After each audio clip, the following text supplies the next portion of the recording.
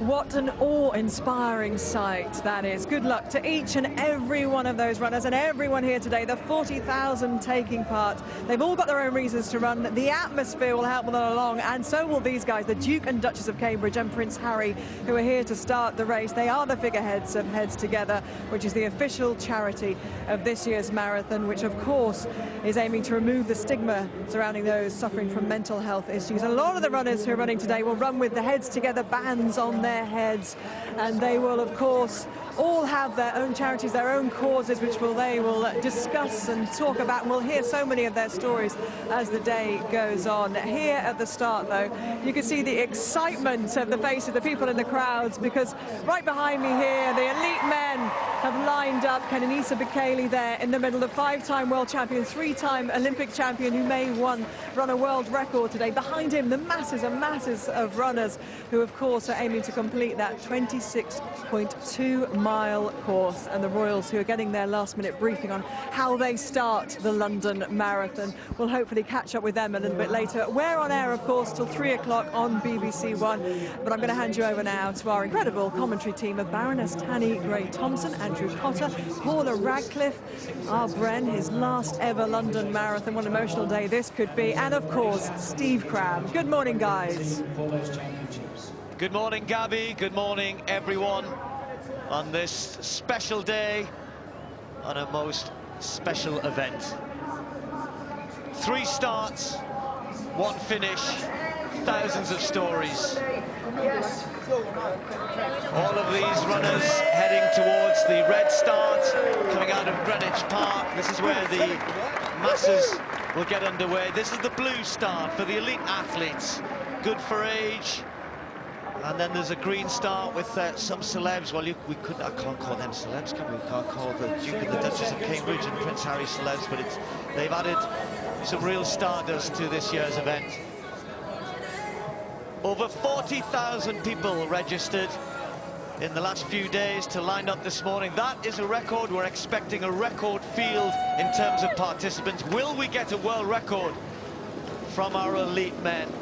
Well, here is the lineup, headed by Kenenisa Bekele, perhaps the greatest ever distance runner, certainly on the track, and now looking to cement that on the roads. Nobody has held a world record for the 5,000, the 10,000 and the marathon. Can he do it? The British quest to make the World Championship team, another story to watch out for today. The world champion there, young Gebrselassie, what a great name that is. Gervais Gebrselassie there, not Haile Gebrselassie. A debutant from Kenya, Bedan Karoki. Watch out for him, he's a real talent. Former world champion, Abel Karuhi, coming back into some good form, recently winning in Chicago. Olympic silver medalist, and that famous tribute to the tribulations of his people back home in Ethiopia, Fiersa Lelesa. And then this man, Kenenisa Bekele, so many gold medals and records on the track. The 3rd fastest marathon runner of all time. How quick can he go today? Chris Thompson, Scott Overall, Tuwelde, Johnny Hay there, all men in contention for 2 British spots for the Great Britain team. Right, a little discussion going on about how we're going to do the start. The Duke and the Duchess of Cambridge and Prince Harry ready to get us underway. Here we go.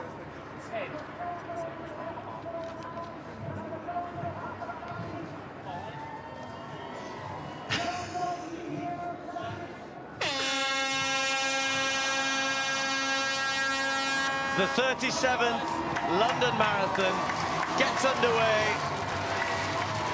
It could be the greatest ever. Perfect conditions. A sight to behold as ever. The greatest runners from around the world gather in London once more, and followed by 40,000 special people, all running for all sorts of causes, but this year, Heads Together in particular, very much to the forefront. Let's hope they all have a great day, and we look forward to watching them. I know you will at home. Watch them, support them, admire them. Well, Brendan, you've sat here for all 37 years, and this will be the last time you'll be with us. but this must bring back lots of memories, but I suppose every single year as well, you, like me, look forward to what is going to unfold over the next few hours. The London Marathon gets better, and three famous hands together pressing the start button there for a charity which is about to transform the attitudes of Britain towards mental health, which is absolutely marvellous. And we see the streets of London, the beginning of springtime in London. It always seems to me it's come an awful long way in those 37 years. It is now a national institution, and Chris Brasher and John Disley, who founded this wonderful event after having tried in the New York Marathon just to see if London had the appetite and the attitude and the hospitality towards it. But there they are, London Marathon underway. Wonderful, wonderful shots of this magnificent city. And once again, London responds. They're on their way. A record number of starters, which will probably lead to a record number of finishers. There's the Red Star, where the masses are going through. Greenwich Park in the background. And this is a sight to warm the hearts. The colourfulness is a major change since the grey and navy blue of the early years. Fluorescent yellow stands out there. The numbers, 6,000 in the 1981 London Marathon, 40,000 today. And as they queue up through Greenwich Park, they'll file out slowly. And there, the Duke and Duchess of Cambridge and Prince Harry. Really fantastic job they've done this year, bringing that mental health together with changing attitudes towards that in Britain. Well, physical health has been changed over the years by the London Marathon, and hopefully this year is the beginning of the mental health change that's going to sweep this nation, and the marathon and exercise being part of it. This is absolutely wonderful. Well, of course, many other charities are supported, and Hugh Brasher, who's of course taken over, his father Chris, who founded this event back in 1981 with John Disley, no longer with us, the pair of them. But Hugh was saying the other day that over £850 million has been raised so far, and sometime in the next couple of years it'll be £1 billion for charity. And I don't think even Chris and John Disley could have envisaged that as almost a byproduct of this great event over the years. Well, we've seen some great races, and I said we're hoping for a couple of great races today. Well, so far I can tell you that this young lady here, Mary Catani, two-time winner of the London Marathon, has set out, and I'm going to say it's crazy pace. She's got a pacemaker, a training partner there, and they have been going at a pace which will take them not only inside the women's only world record, which Paula has, but also the world record which Paula set in 2003 here. And in fact, she's running a time, or heading at a pace, which for me is just going to result in one thing. I know Paula's getting nervous here, but I think this is too fast, even for Mary Catani. She's been running under 5-minute miling, close to 5-minute miling, hasn't really slowed down yet, but surely she's got to pay for this, Paula. I keep saying I hope she's going to pay for it. The pace she's run at is phenomenally quick, and to run, what does she run, like 3 miles under 5 minutes, several just around it. She's averaged about 5:04 for the first 9 miles. She looks as though she's working hard, but she doesn't look as though she's falling apart yet. And the chase group behind her are also running really, really quickly. That's Vivian Chariot in the yellow socks, who tried to close the gap a little bit earlier on and has now decided to drop back. There's Florence Kiplagat just falling off the back of that pack, which isn't surprising because they are still about a minute at 15k inside the pace that I ran when I ran 2:17:42 as well. So they're all running very, very fast. So yes, some of these will pay for it, and there will be a lot of casualties from this pace today, but there will be some that are able to maintain it as well.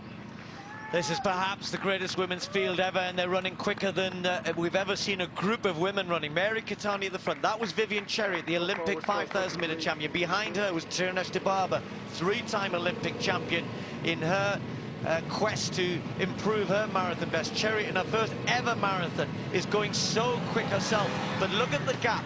They're running incredibly fast, but look how far behind they are. Mary Catani out there with her training partner as a pacemaker as she's going through 10 miles, and look at the time on the side of your screen there, under 51 minutes through 10 miles. Now, that might be her slowest mile, Paula, I think 5:14. Brendan, quick word for you on this. How many times have you said to me, things are going to change in the last few miles? Surely that's got to happen today. She can't keep this up. Things are going to change in the later stage of this marathon. Mary Keitany, we've seen her run very quickly before, and at the end of the day, it's about the last 5 or 6 miles. So the question's being asked quite sensibly, is she going too fast? Remember, she's run this fast before and faded away. She's a more experienced athlete. I wouldn't be writing her off just yet because I think she is going so quickly, but she looks comfortable, and these are perfect conditions for distance running, and this is the perfect way to do it. Well, she's 10 miles into her 26-mile journey. Many yet to even cross the start line. So let's see what they've got ahead of them. It's a very familiar course for most. It's changed a little bit over the years, but it's always started here in Greenwich. Shooters Hill Road there, you saw Greenwich Park, where we saw the red start, the masses get underway, and they all eventually meet roughly about 3 miles in. The green and the blue join a little bit earlier than that, and then they run the fast miles and then down towards the Cutty Sark area, and then that's where the big crowds are. We're expecting so much support out on the roads. Great weather today. Through the Rotherhithe area, past 10 miles. We've just seen the elite women pass that part. And then they'll be able to see Tower Bridge, the Shard, and know that halfway approaches. And then they head towards Canary Wharf area. And this is the area where there's been a few little changes to the route over the years. A little bit twisty-turny. And that's where you can start to feel as you go through 20 miles. And then down to the embankment. Eventually be able to see in the distance Big Ben beckoning them home. Last mile, then they turn along Birdcage Walk, around the corner, and the last 250 meters or so to the finish line. One of the most famous sights in world sport. Beautiful day, perfect running conditions. It will take a good few minutes for all 40,000 to cross the start line, and of course each of them wearing their own personal transponders which are activated as they cross the start line, so of course they all get their individual times, and it's probably a good thing that for many of them they get to run a little bit slowly in the first few miles. Never a bad idea to start slow. Well, I think David Coleman used to say, the great David Coleman, who's sitting in this seat, used to say, start slow and get slower. And so many people have watched over the years and decided they want to come and take part. And the Duke and Duchess of Cambridge and Prince Harry have been really so much involved in this year's event. They've done a fantastic job of encouraging so many people to take part, and Heads Together will benefit hugely. Lots of people wearing that blue headband, as you can see, in support of that particular group of charities. That simple thing though, Steve, that they've been saying, which I thought has been wonderful, is if you've got mental problems, physical activity definitely can help, but also the fact that they've come out and said that discussing your mental problems is something which is of benefit both to you and to the general public, I think has been marvellous. And to actually have the Royals participate as they've done this year with that mission and that message is absolutely incredible. And we know that the physical side is something which is benefits from activity, and now the fact that the mental side is being demonstrated both by doctors and also by mental health officials is absolutely wonderful. And this is a great initiative. Thank goodness for that. And there we are, looking at the back. Look at that guy in the green and white shirt. He's just strolling along there. He's going to get ready. I'll come on when I come. Hang on. I think the other guy next to him in the dark, he's doing a bit of limbering up and stretching his quads, and he's going to be doing that for a little while, isn't he? And there's always somebody who was lying in bed at about 9:15 when the elite women start, and went, oh no, I'm late, and we'll just about get there in time to cross the start line, a few minutes behind everybody else. But I bet there'll be somebody late. And I remember several years ago there was a guy arriving late, and he had a pair of ladders on his back. He had his number and he had his ladders, and I thought, that's fantastic. That's about sums up the London Marathon. But the Royals are giving this fantastic support. Prince Harry almost threatened to run it once next year, but he actually backed off right at the moment. In that interview, he saw the wisdom. He says, I'm not built for marathon running, but they've encouraged everyone today. The Heads Together charity is a wonderful initiative, and to see the young Royals supporting these runners, they'll appreciate it. And I think we're going to see a bit more of them today. I don't think they're just going to do the start. I think they'll do a few other duties, as we might call it, during the day, and we're looking forward to seeing that. But London Marathon, an event which in 37 years has become a national institution. If you think about it, other events that are national sporting institutions have taken hundreds of years to get there. This one, in 37 years, the royal support, the royal patronage, the fist from Prince William, the wave from the Duchess, and a casual little nonchalant well done from Prince Harry. Well done to them, and well done to these runners.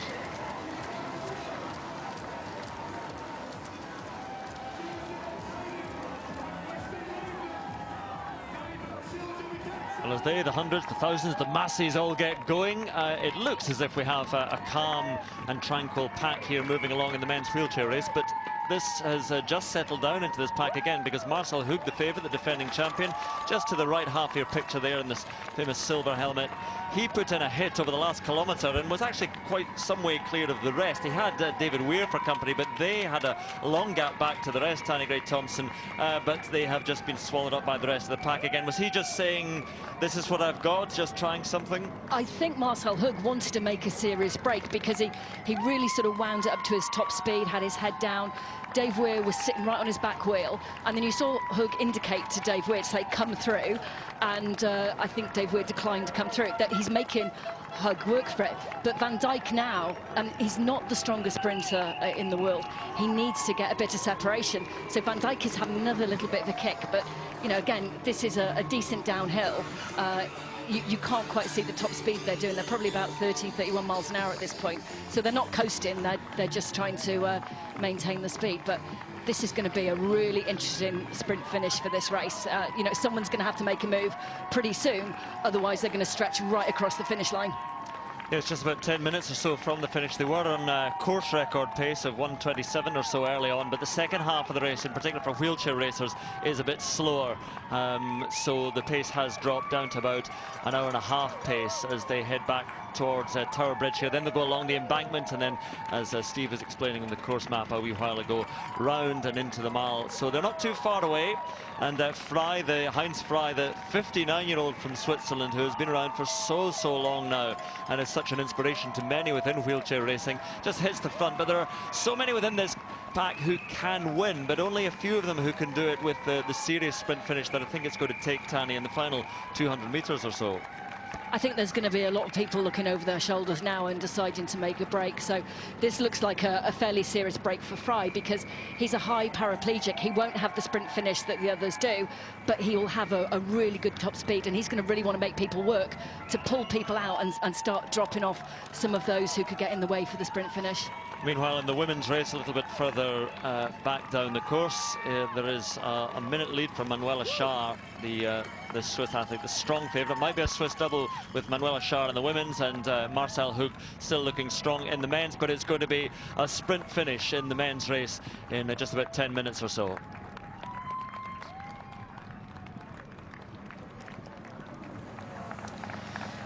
Well, the big story unfolding in the elite women's race is that Mary Keitany is running quicker in a marathon than anyone, including Paula, has ever done. Whether she's going to be able to maintain this is, well, I think is a huge question mark. And she's just run another 5:06 mile for the 11th mile. She's going to reach halfway in a crazily fast time, which is certainly heading her for way inside. I mean, she is the second fastest woman ever behind Paula, 2:18:37. She's heading for something, you know, minutes inside of that. She's 35. She's never run this quick, ever. And I'm just not sure what's going on here, because Mary's an experienced runner. She is in good shape, we know that. Ran a personal best for half marathon earlier in the year. But surely she must have thought to herself, yeah, okay, I feel good today. I might go through in 68.5 or something like that. But this I keep looking at you two sitting next to me, Paul and Brendan, but because, you know, to see an experienced runner going this fast, it just seems odd. Well, she is very experienced, though, and she knows she's in shape. And one thing that Mary is as well, she's very, very confident and competitive.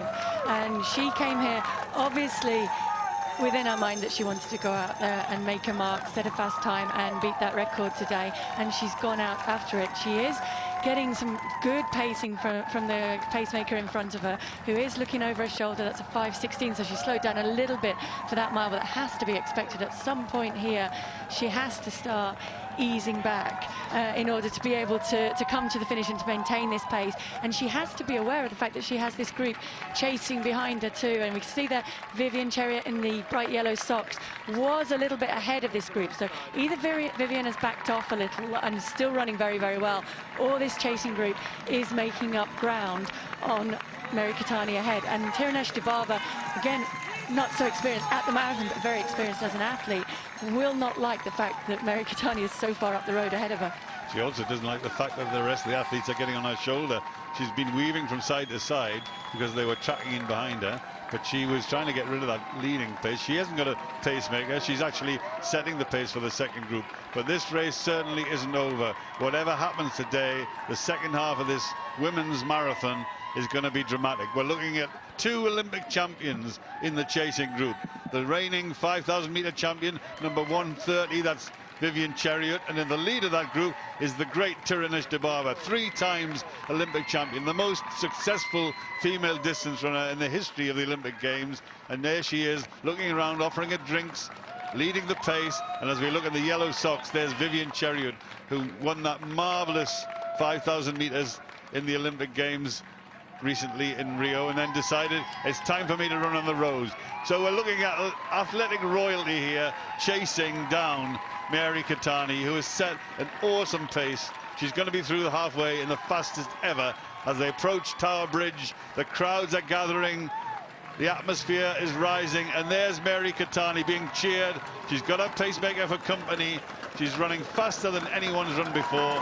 And once we look at the statistics, it looks a bit bold and a bit brave and a bit too aggressive. But seriously, when Paula was doing this, we were asking the same sort of questions. Paula was being brave and pushing out into a new world. Well, this lady is pushing even more so. And at the end of the day, if you're the second fastest marathon runner of all time, the only way you're possibly going to become the fastest marathon runner of all time is by attacking it. But maybe this is a little bit too much of a bold, aggressive move. And as we look down on the other side of Tower Bridge, we'll see the approaching number 2, the Olympic champion, Tirunesh Dibaba. Well, I think she's already starting to pay for this. She just ran her slowest mile in the previous mile. I think she's slowing down already. This is a crazy fast pace, 63.25 for 20k. But if you think that her first 10k was 31.17, her second 10k was 32.08. So she's already slowed a minute for that second 10 kilometer. Even though she's very fast, she's going to go through in well under 68 minutes at the halfway point, and which is very quick, obviously. But this is the interesting bit. The pacemaker, which is a training partner, is not waiting for her anymore, which is a bit silly because the pacemaker's gone quicker than she was meant to. At this point, if anything, she should be helping Keitany, but I think Keitany's already suffering. I agree with Brendan as well. I think even the ones behind might suffer a little bit, which there may even be 1 or 2 who are further back than that who still managed to come through. I think there's lots of changes going to happen here as they approach halfway. They've just crossed over, and the elite men a long way back, just through between 3 and 4 miles. Here they are, and a pretty quick start for them. In fact, they've just gone through 4 miles. They've started very quick as well. And if we can tell you that we're going to talk about records a lot today, obviously, but this is a bit more sensible from the men. They are on world record pace, but they're kind of doing it right.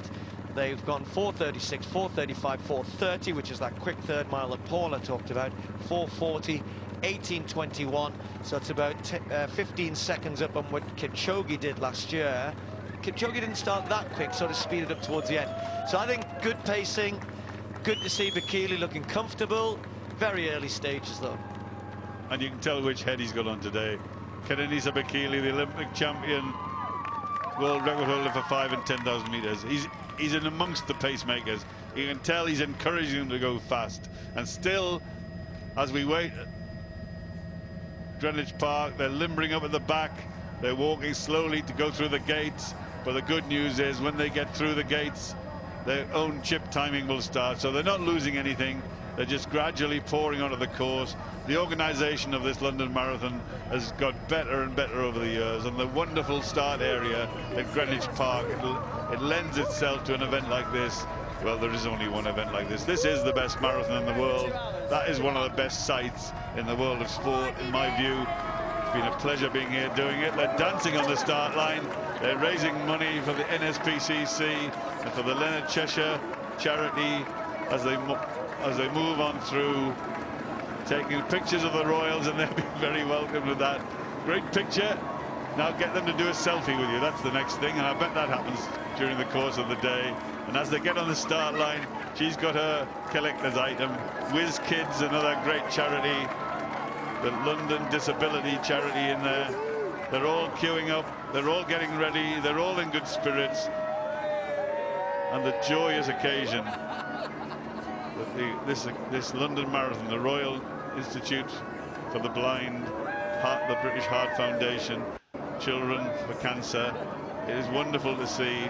Now they're moving closer. They're getting attracted to they're going to get in amongst it soon. You can sense they're going to be talking on the way back. I bet you they're saying to each other, do you think we should run it next time? Do you think one of us should? Which one of us is going to run it? Well, they keep pushing Harry forward, but all three of them would be contenders. They're all athletic young people, and this is a great sight. The slow procession through the gates of Greenwich Park, ready to start the journey which will eventually bring them where we are in the Mall in front of Buckingham Palace. Yeah, so many great stories which we try and reflect as many as we possibly can, and we'll all mention a few during the course of the afternoon. Just want to give a mention to Laura Hodgkins, who's running for Walking with the Wounded, and running for her mum Sue, who suffered a brain hemorrhage in February, and we all pass on our best wishes to Sue, battling her way back hopefully to full health. So many mentions that we'll be trying to give, and I know that you'll be hoping to spot your loved ones out there as well. We'll do our best.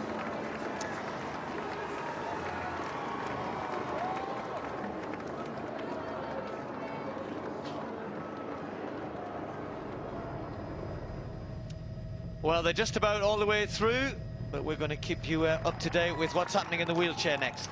And a very strong Japanese threat to those favourites we talked about of Marcel Hug and David Weir, who are in second and third, and Fernley behind in fourth, the Australian. But it's Nishida out in front at the moment. Hiroki Nishida finished fifth in Boston, was sixth in last year's London Marathon as well. But it is Tanni Grey-Thompson certainly going to come down to that sprint finish in the Mall. This is the biggest pack we've ever had for the men's wheelchair race, and even coming past Westminster, there's still a few more turns to come, and you know, everyone's getting a little bit nervous now as they come around the final bend into the finish. We have actually got cones on the road, and there's some boarding. They're going to be spread right across the road.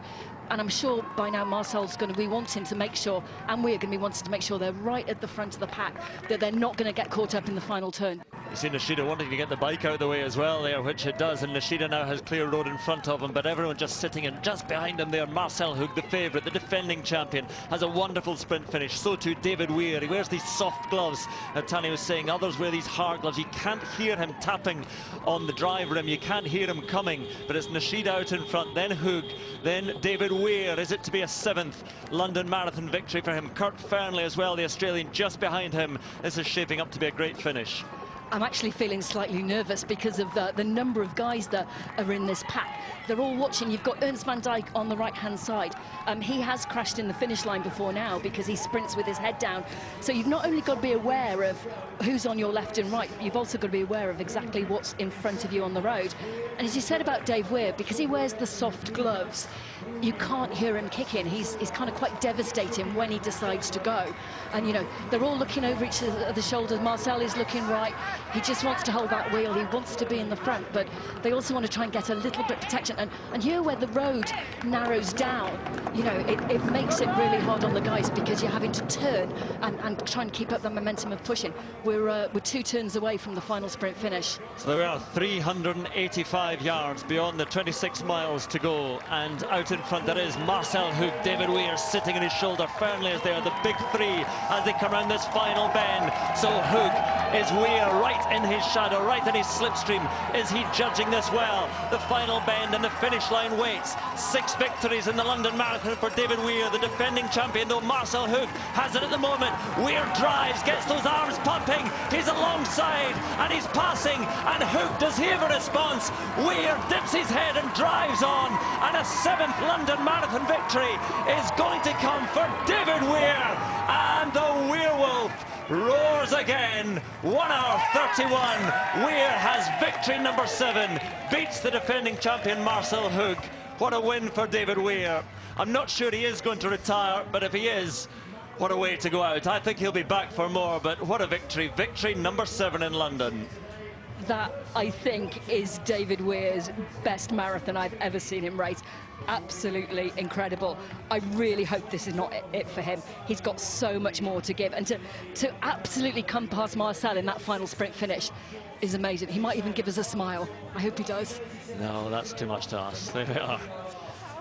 Spent after the effort of winning a 7th London Marathon in his 18th, and he is alongside Marcel Hoek, who has had the better of him in recent seasons, in recent years.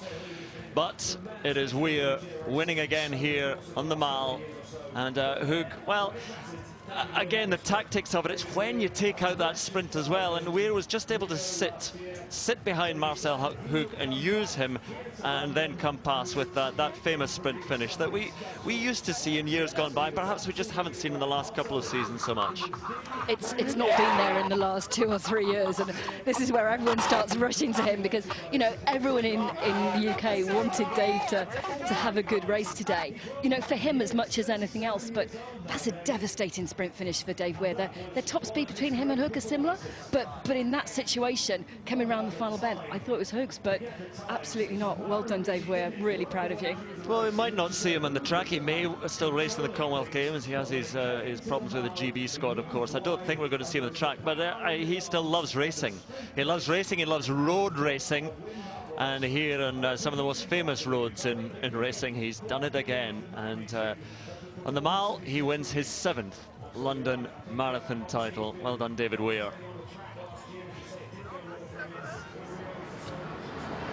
Manuela Schär in the women's race has a big lead. It's not going to be a Swiss double because Marcel Hoek was seen off by David Weir, but Manuela Schär is surely going to win the women's event. And again, in the absence of Tatiana McFadden, the American who's won this for the last 4 years, and when Schär has been second for the last 3, well, it was clear who was going to step up with McFadden being indisposed, so Schär is going to take quite a comfortable victory. A very different race in this one in Tanny.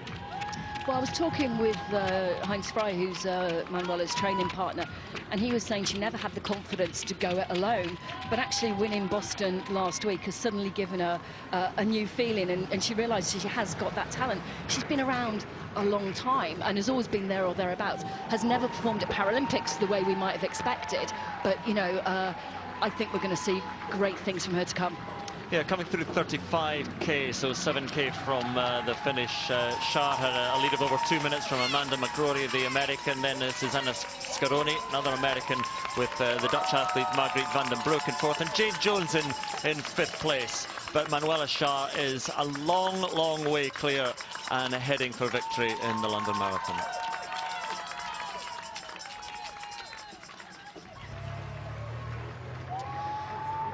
Well, this is the elite men at Cutty Sark. Good pace being set by them over the first 5 miles. Kenenisa Bekele, Germe Gebrselassie, the young world champion there, still yet to do a really fast marathon, although he's obviously shown that he's capable of that. Bekele, with his phalanx of pacemakers.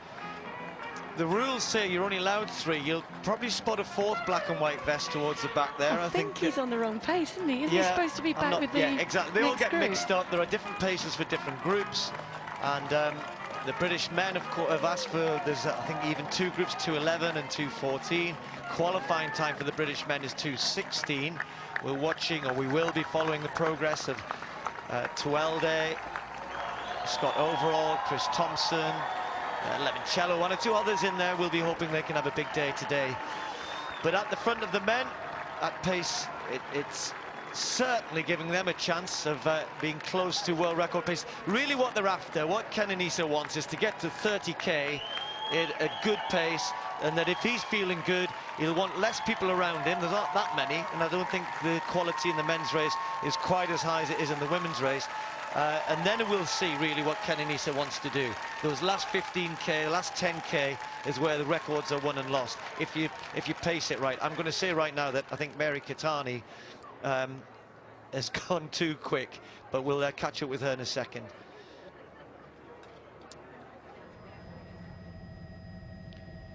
Just to show you where they are, as I said, we've just seen the lead men go through Cutty Sark. And the elite women, well, Mary Keitany is slowing down. And she's slowing down quickly, if you know what I mean. And it'd be interesting to see whether the others who are also slowing down behind, Chariot and Dibaba, as we just lose the signal with Mary Keitany there. But what I can tell you is she went through the half marathon quicker than any woman, including herself, has ever gone through the half marathon point. And talking about going quick, Ali Dixon is leading the British contingent by about 30 seconds. She's ahead of Charlotte Purdue. She went through the half quicker than she was planning to, and she's heading for a sub-2:28 clocking, which would be a big personal best for Ali Dixon. So everybody in Sunderland will be cheering her on. Got something to cheer in Sunderland, Brendan, anyway. You keep mentioning Sunderland, you keep mentioning the black and white stripes. I'm ignoring it neatly because of contrasting fortunes, but Ali Dixon is running strongly, and now she's in a position she could run a personal best from here. And there's a head down of Mary Keitany. Well, we've seen this great athlete, the second fastest female athlete of all time.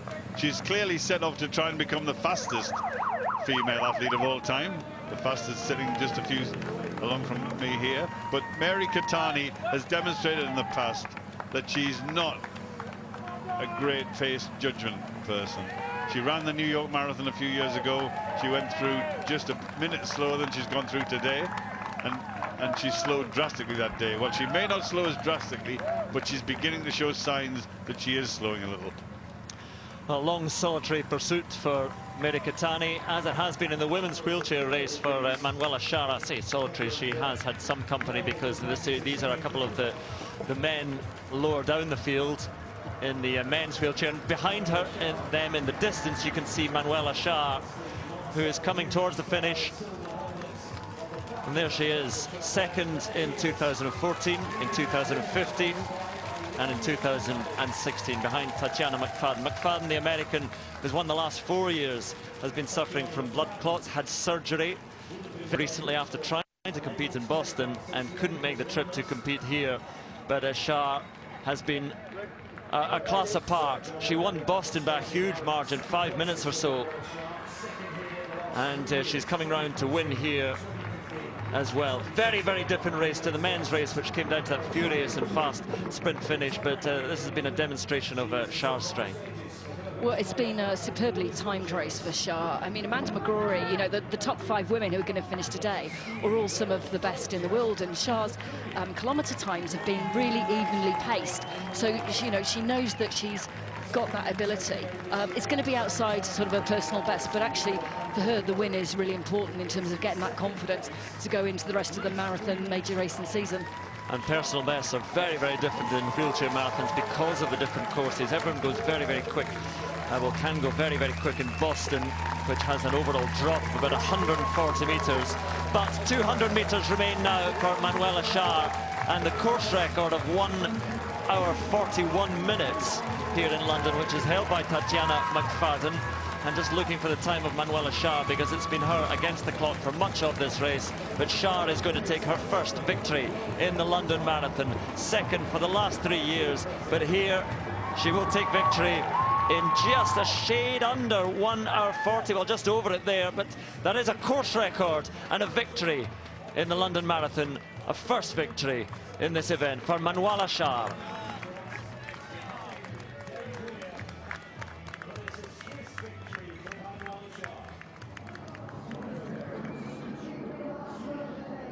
Well, finally, everybody across the start line, and perhaps one or two latecomers. Well, that's it, everybody, just about everybody across the start line. Just the last few setting off on their way.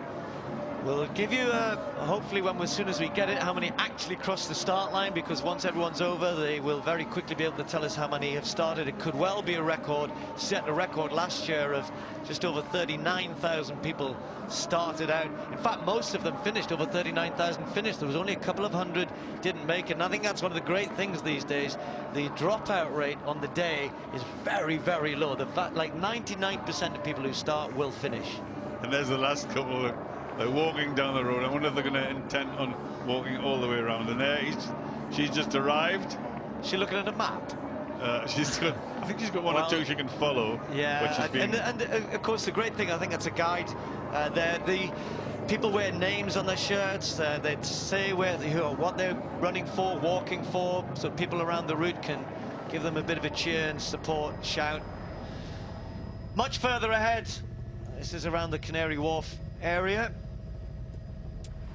We'll just check in with the men first. Well, the men are running sub 2:2 pace through the first 10k, 28:51 through 10 kilometers. So real intent here, big group. Again, you know, Kenenisa Bekele has some legitimate right to go at that sort of pace. Most of the others don't. So, you know, if I always find this funny because, you know, even with these top guys here, you know, Karoki running his first ever marathon, you wouldn't say, I'll tell you what to do, mate, for the first 10k, like run it 2-3 minutes inside the world record pace and then see how that goes. I mean, that wouldn't be your plan, would it? That's correct analysis, Steve. You can't possibly come just from training to step into a marathon and run at world record pace. But I'm looking at Kenenisa Bekele. You know, if you look at these other athletes, he's 2 minutes slower than his personal best for 10k, so he should be comfortable here. But when I've watched Kenenisa over the years, we've seen some fantastic races from Kenenisa. We've seen the occasional average race. His marathon that he ran last year in London, when he wasn't 100% fit, the body language of Kenenisa Bekele was to sit at the back of the group. Today, you can see a Kenenisa Bekele who's trying to encourage the pacemakers to go even faster, because he knows that coming up soon, the Olympic champion Eliud Kipchoge is going to attempt to run the first 2-hour marathon. And before that fast time comes, Kenenisa's got this idea that he'd like to become the first man to simultaneously hold the world records for 5, for 10, and for the marathon. Now, can he do that? And could he do it today? He's got some good company, he's got some good competition, he's having good support, he's having good support from the pacemakers. He's fitter now than he's been for a marathon, except in Berlin when he ran the second fastest marathon of all time. Now, we've seen Mary Keitany trying to become this from the second to the fastest. There she is. We're now looking at Kenenisa trying to become the fastest, but Kenenisa Bekele is doing it more conservatively. Mary Keitany has done it extremely aggressively. Now, has she got the strength, the willpower, and the determination to hang on? Yeah, Paula, she's. I know you keep looking at the times, and I keep saying the same thing, that you know, she's either she's still on 2:13 or sub 2:14 pace, but starting to slow now with each mile. I think those early fast miles are beginning to take their toll, and I don't know what you think, but this is going to be a slog for the last few miles for Mary Keitany. Oh, it's definitely going to be a race of attrition from her now to keep her body going. The easier way to run a marathon is definitely to run negative splits, so to run faster in the second half of the marathon. Well, that's pretty much impossible. The pace that she went through in the first half is not possible for her to close faster. What she needs to try and do is hold it together, and she is doing that. I mean, she is slowing down. She slowed down, what, to 2:14:30 pace, so she's still running very, very fast. She still has a lead of about 1 minute and 6 on the chasing group behind her, who are also running very, very fast. So there are going to be some people pay a lot of price for the early pace, and there are still going to be some people way further down, the likes of Mara Dababa, Tigis Tufa, who might move through Kibeda as well, moving through the field. Yeah, just on those times that were put up, obviously included your times here and Mary Katani's times here. So just to reiterate the point, all of those brilliant times, the fastest we've ever seen in the world, ever run in the marathon distance. And she set off through the first half over a minute quicker for the first half than Paula went through in 68.02 when she ran 2:15.25. And Mary Katani today went through in under 67 minutes, 66.53. She's slowing down. I guess the only question is, A, will she make it to the finish? And I know that you say that, you say elite runners, surely, of course they will. But even they suffer if they get it horribly wrong. She may well have got it horribly wrong. If she hasn't, she's going to be hanging on and hanging on for a time here today. But if anybody's got the right to try and shatter that world record, it's the second fastest marathon runner of all time. She's not doing it in the conventional, mathematical and studious way of running steady pace. She's gone very quickly. She may have gone too quickly, but it's very much up to her, as we see Ali Dixon, the leading British athlete. But we're looking at a fantastic performance from Ali Dixon. Really, really good performance. But we're looking at somebody who's trying to change the world at the front, and that's Mary Katani. Yeah, Ali's having a great race at the moment. Let's hope she's judged it well, because she's opening up a big lead on the next British athlete, Charlotte Purdue, who's about 45 seconds behind Ali Dixon. Ali's heading at this point for 2:27, around about that. That's a couple of minutes quicker than she's ever run before. Ali does like to get out hard and try and work those last few miles. But this is quicker than she's sort of gone before. Looks good at the moment. She does, and she is in better shape. I mean, help out Ali a little bit with her training. She's in better shape than she's ever been coming into a marathon. She knows that. She's confident. She knows that conditions are perfect out there today, and she wanted to go out there and give it her best shot. She doesn't look as though she's gone too fast to me. She looks as though she's in control, and she's taking a little bit of energy on board there and pacing her effort well. Yeah, you can see there the leading times through 25k. The British women, it's Ali out there in front. Then don't forget there are 3 places available. Charlotte Purdue, Tracy Barlow going really well. Jo Pavey's a little bit behind. I know a lot of people will be watching, waiting to see whether Jo can make the World Championship team. But at the moment, she's out of the positions that would qualify her, you would think, to be selected. That selection will happen in the next couple of days. So, back at the front, 9.4 miles to go. That 0.4.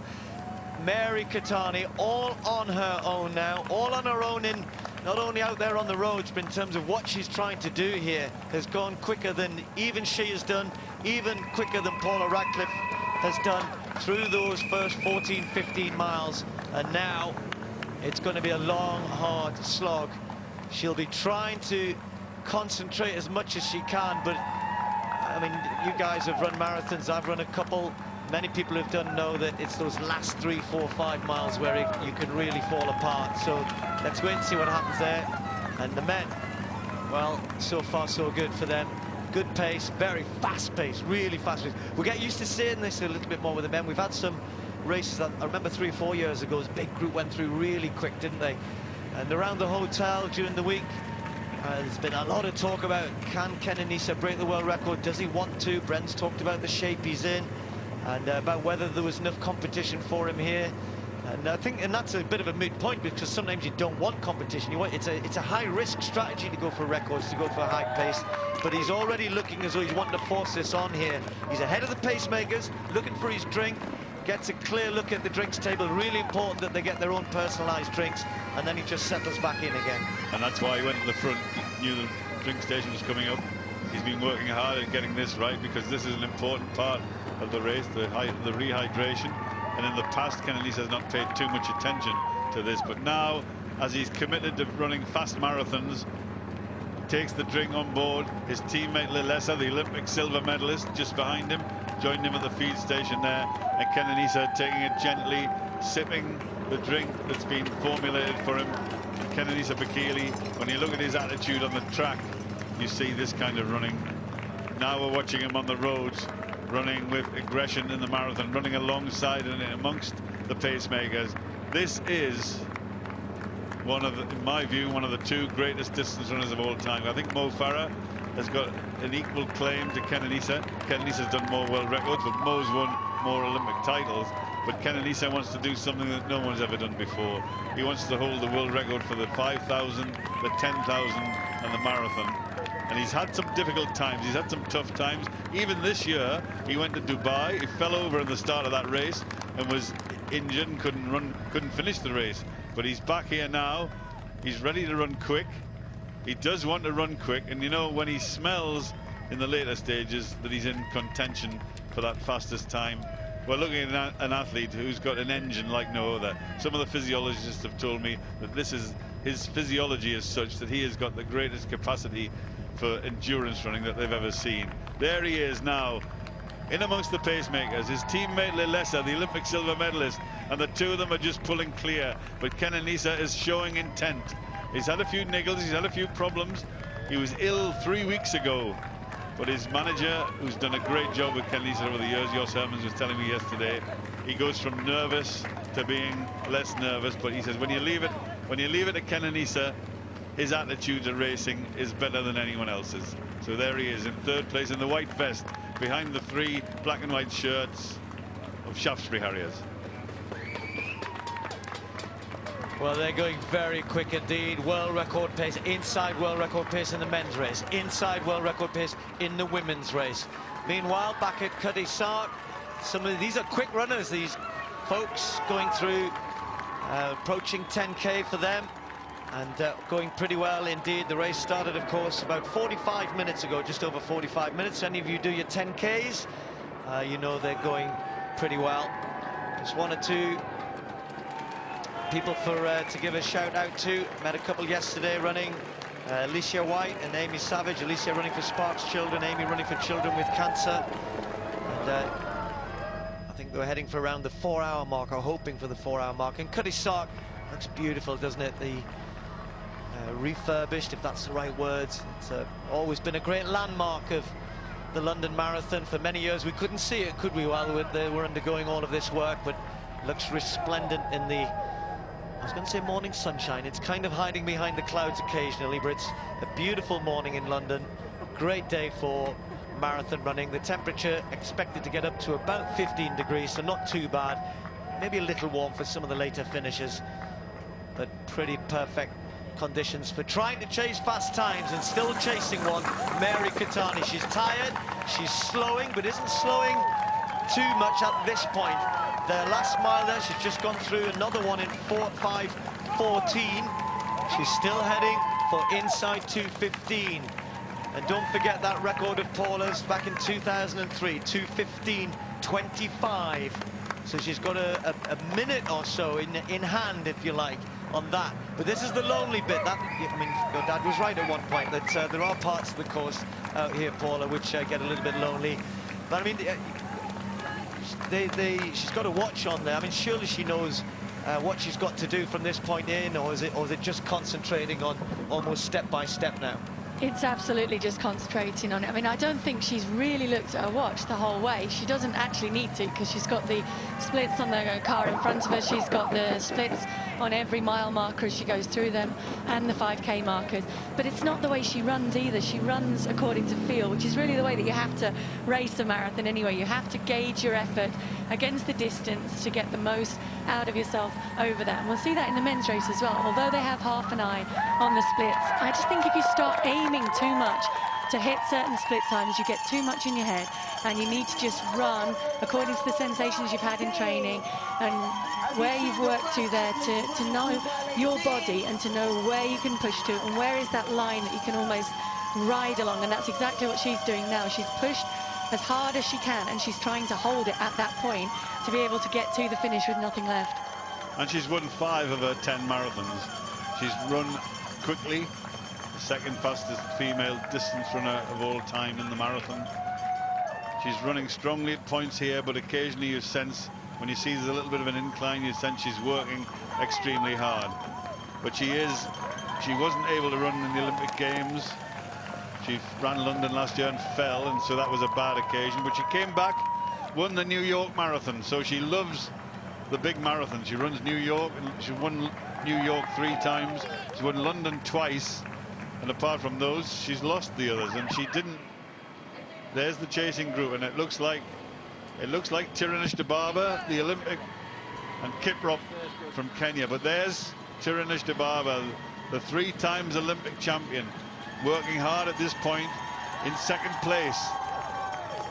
The traditional form with the style we see her, the caliber of this athlete, second to none in the world of distance running, 3 times Olympic champion, numerous times world champion. But Tirunesh Dibaba now without a pacemaker, as she's been for most of the way, but running strongly and running well. And who knows what's going to happen in front. Are we looking at the potential winner of this London Marathon, or are we looking at Tirunesh coming to be in second place? Well, she's definitely looking strong, Tirunesh, there, and she's made up a 5-6 second gap on Kiprop, who does look very tired, and she is going to fade back down the field without a doubt, and there will be others who will get her in their sights and work on her, and that's what's going to happen in both of these races, I think, today. With the pace that they've set out at, there will inevitably be some people who will just come back down the road. That's what we're seeing further back, although that was a look over her shoulder from Tirunesh Dibaba there, just to see who else is going with her and moving through here. But you know, when you watch Tirunesh, you know how great she's a runner. But the one thing she's terrible at, Paula, is turning over, turning round, trying to see what. She nearly fell over a couple of times doing that. She's hopeless at that.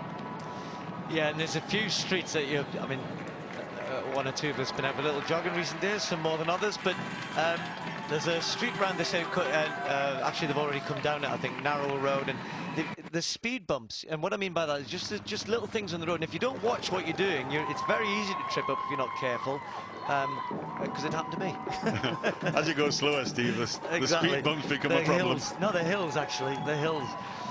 Right, Mary Keitany, what is she heading for here? Through 18 miles, very, very fast. Has just gone through 30k, and the time is slipping. And I can say there's the predicted time. If I went back to halfway, or before halfway, it was 2:13, then it was just outside 2:14, then it was high 2:14s, and for the first time, her predicted time has now slipped to 2:15:08. Would still be a world record, but I don't think she's going to do that. The record, I said, 2:15:25. Keitany now, for me, needs to start. Well, she'll just be concentrating, but if Tirunesh Dibaba keeps running strongly, just needs to keep running strongly, there she is, then she's about a minute behind, just less than a minute behind. We'll see when we get the 30k split, when she goes through the 30k point, but she might have a chance here. She just may have a chance. There she is, chasing. And when she starts to be able to see Keitany at some point, it may be a little while yet, but that will also help her confidence. Well, I've just had a note from Mark Butler, our statistician, who's just told me that Mary Keitany has just broken the world record at 30k.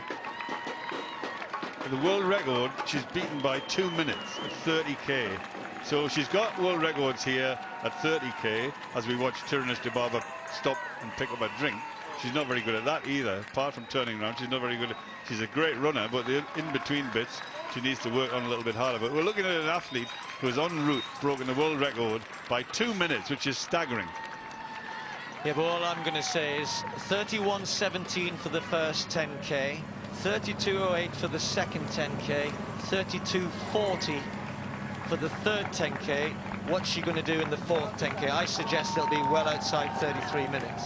It's still quick running though. 33 minutes for 10k is still very, very quick running. So she is slowing, but she's not falling apart. She's maintained. She's looking back over her shoulder. She's not going to see anybody for a long way down the road, because the other group have not yet gone through the 30k marker, and that's well over 2 minutes. So that gap is growing and growing. I don't think she's in any danger of being caught unless she actually stops and walks, and I can't see her from this point fading that much. I watched her in New York when she went out far too fast, and I think she learned a lesson from that, and she had to learn a lesson. You had to learn that she'd gone out too quickly there, certainly in New York, with the respect that you need to give the second half of the course and the hills in New York. But this second half is, in my opinion, quicker than the first half in the London Marathon, and she is holding it together. She's not showing the signs of distress that she showed when she ran that quick through the first half in New York. But, you know, she is the second fastest. She wants to become the fastest. You can't blame her for going out aggressively. She may have gone out too aggressively. She may pay the price for that. But listen, she is an athlete who is allowed to run like this because she is the second fastest of all time. 78 seconds her lead over Tirunesh Dibaba at 30 kilometers. So even Tirunesh Dibaba would have been inside the old world record as well. Tirunesh Dibaba with 1:37.23 was inside the old world record for that distance. There she is. To me, she's looking, well, she should stop looking behind. That's not where anything's happening. It's, can she keep solid, keep going strong? Her cadence looks better to me than Mary Keitany's. She's always been a great runner. Don't know why she's looking to watch. There's a big thing on the watch. It just says you're going very fast. So Tirunesh Dibaba heading for a massive personal best for her. Certainly at the moment, Mary Keitany, if she sees the absolute world record slipping away, the women's only one certainly still within sight for her of 2:17.42. But she still needs to get her head down and keep working hard. It's going to be tough for her as she enters her last, what, 7 or 8 miles. The men, though, are heading towards Tower Bridge, and it's as you were. Kenenisa Bekele still tucking in behind the pacemakers. Germe Gebrselassie, the diminutive figure in the white also. Abel Kirui, see on the left there, the former world champion. Gebrselassie is the current world champion. Lilesa, the Olympic silver medalist in the group there. One or two others, Menejissu, the other Ethiopian. I'm just looking to see if, there he is, Karoki. I was just seeing if he was in the group. Right in the middle, the debutant from Kenya, also there's Ragasa. So plenty for Kenenisa Bekele to think about, but I would say, as far as he's concerned, so far so good. So far so good from the great Kenenisa Bekele. But I'll tell you what, there's some of these athletes are going to pay for it in the second part of the race. They've gone too quickly. You can't run this fast unless you're a great one, and he is a great one, Kenenisa. He knows what he's doing. He is the second fastest marathon runner of all time. He wants to become the fastest. He wants to do it today. If he can't do it today, he'll probably try later in the year to do it again. But Kenenisa, when he's running well, there is no better sight in distance running. Olympic champion, world record holder, the best cross-country runner the world's ever seen. He's won it all. Can he win this one? He hasn't won this one. Well, we've seen some sights over the years in London, and this is one which was added a few years ago, the Shard. And it gives a real focal point for those on the south side as they head towards Tower Bridge, because you can't see Tower Bridge until you actually turn the corner, and then suddenly you're upon it, whereas the Shard you can see from a long way away.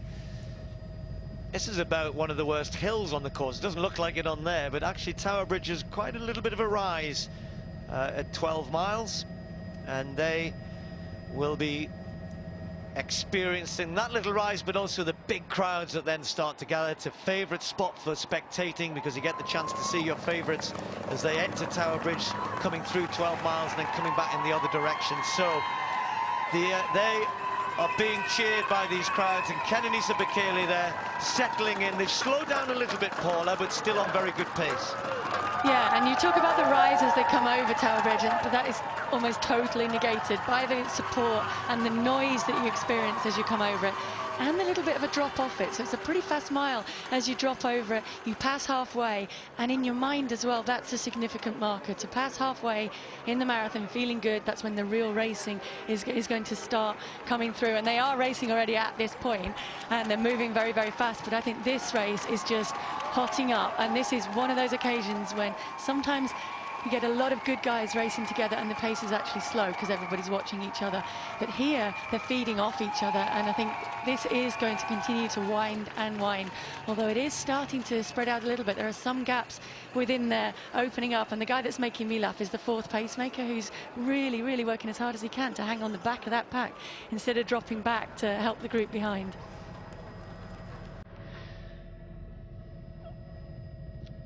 Well, they are through 20k, the Tower of London, one of the great sights of this most famous of routes.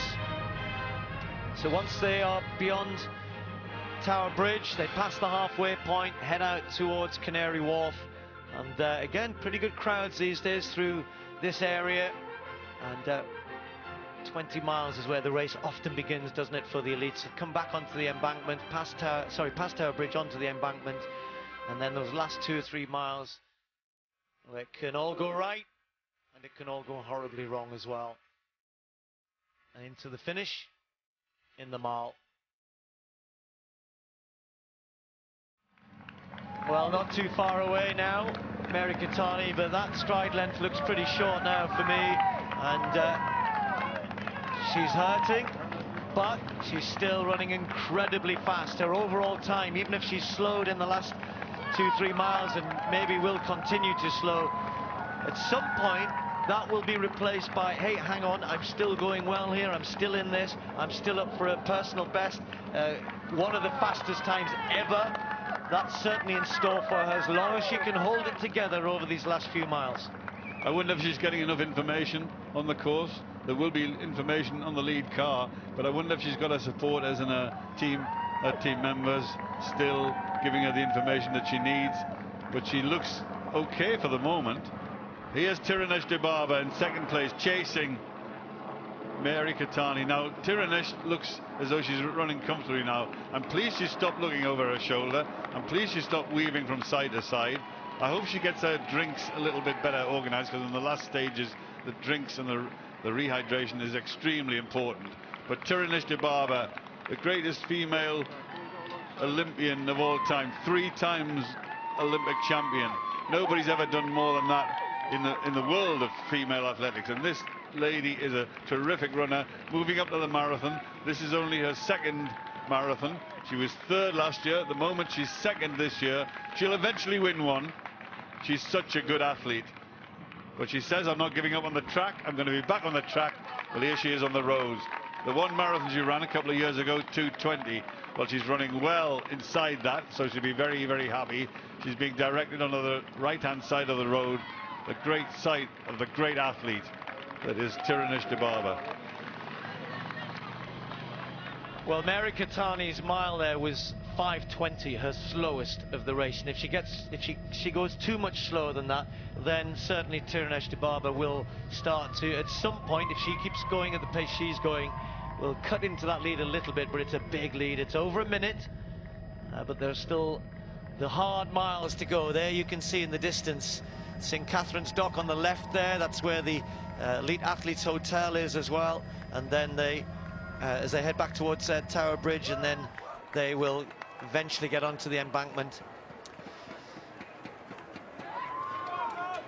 Making the way a little more serenely back at Cutty Sark, the 40,000 who, in many ways, it is about elite athletes who, of course, get some of the headlines, but in many ways it's, as ever, all these marathons, big races around the world, it's these thousands of people taking part who produce the spectacle of the event. And wow, well, how about that for a high five? The Duke and Duchess of Cambridge found a good spot there to cheer all of these people, so many running for the Heads Together campaign, many wearing their headbands. And look at this, the sunshine comes out to welcome them and to help them on their way. All your messages, keep sending them in, by the way. Scrolling across on the bottom. Once the elite race is finished, we'll concentrate a little bit more on some of those stories as well. Or stay with us all the way through until 3 p.m. this afternoon. Oh, it's Chappers, look. Well, he's meant to be presenting Match of the Day too. Excuse me, what time does it start, guys? Was he going to make it? He's got plenty of time. Not until 10:30 tonight. He's going all right, isn't he? Looks as though he's enjoying it, I think.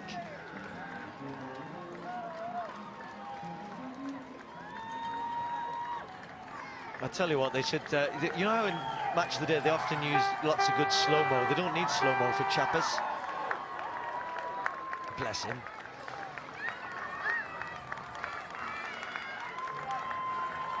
Well, one or two just for me to give a shout out to. Jess Rudd running for British Heart Foundation. That's her first marathon, running in memory of her dad, Rob. Good luck to her. And one or two others, first-timers for British Heart Foundation. Emilia Como and Lucia Kolodinska.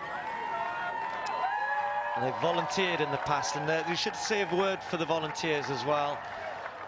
Thousands of people taking part, but also thousands of people who give up their time and their energy to make these folks have a good and safe day. So important that so many other people give up their time to hand out water, to give massage afterwards, to basically the cheering points for all the charities, etc. It's probably more than the 40,000 who actually take part. I think we're looking at a slight change in the men's race. we had Kenenisa Bekele pestering the pacemakers, and suddenly in the course of the last half a mile, the group's changed. The Olympic champion and world record holder has suddenly drifted to the back of the field. I'm looking to see if it's because of the feed station and he's waiting to get a drink on board. But now we have got a change. There's the group. And there, instead of being at the front of the group and hunting the pacemakers, Kenenisa Bekele is just fading away at the back. Well, that's a shock. It's a bit of a surprise for all as we look at his teammate Lelesa, the Olympic silver medalist. And suddenly, in the course of a couple of 100 meters, the great one is no longer in the favored position. He's run at world record pace for half the distance. Is he going to struggle for the next half of the race? He looks to me as though he's going through a real bad patch. Now, can he recover from this? Can he get back on the back of the lead group? I thought he might have been stepping down at 14 miles to get a drink on board, but it doesn't look like that. So the pacemakers are keeping going, they're pushing it along, and the great athlete from Ethiopia, who was always looking as though he was up for today's race, always looking as though the favorite tag that he had beforehand. If we can get in a little bit closer to see Kenenisa Bekele as he comes around that corner, then we'll be able to tell by looking at his face. Here's the group coming, and at the back of the group, rather than as he was at the front of the group, Kenenisa Bekele working hard with just a few yards opening. Lelesa in the orange vest, the Olympic silver medalist, the man who represented his country, Ethiopia, and then did a salute to his people, the Oromo people, caused a real political unrest in Ethiopia when that happened, and has had to now emigrate to the United States because of the trouble he was getting in. And his teammate today, Kenenisa Bekele, the world record holder, well, is he going to be amongst them, or have we seen enough? Have we seen all we're going to see of Kenenisa today? There's the British athlete Tewelde, who's looking as though he's fading, but interestingly for me, what was happening in the British race is Tewelde, but what was happening at the front of the race is what's happened to Kenenisa Bekele. Yeah, I think Tewelde may well have gone off. He did this last year, went off really hard, but told that maybe he was having all of his preparations hadn't gone as well as they might have done for this. He's gone off really quickly again today, but I can tell you that he's now being caught by Andy Lemoncello and Scott Overall. Andy Lemoncello may well be in the best place to finish as the top British athlete, going well. Flagstaff-based athlete, Scott's of course doing so well in distance running at the moment, and in fact Tewelde himself, the Shettleston Harrier. So we'll keep you up to date, or we'll try to, with the men's, the British men's challenge. But Bekele's got himself back in here. He's got Gebre Selassie is alongside him, the world champion in the white, but Bekele's now working his way back into this lead group. Sometimes you do go through a bit of a bad patch. The pace is broken up, if you like. He wouldn't want to be where he is, though. He'd want to be at the front of this group. Lelesa pushing it on, but Bekele hasn't completely gone. There he is, just behind Kuroki in the white vest. And when he dropped back as well, he was hanging his arm straight by the side of him, like he was trying to shake out a stitch or a shoulder stitch or something not feeling right. But also, every single one, but particularly the Ethiopian runners in that group, looked back and looked what had happened. So it could be he's even playing mind games with them a little bit. Let's see what happens if I drop right to the back of this. What will the others do? And then I can knuckle down and work back through it. I'm not saying he's done that, because he looks as though he's in a little bit of a difficulty and he's working hard, but he also looks as though he's getting himself through that difficult patch. Yeah, I still think that he'd want to be, you're right, you can go through a bad patch and come back.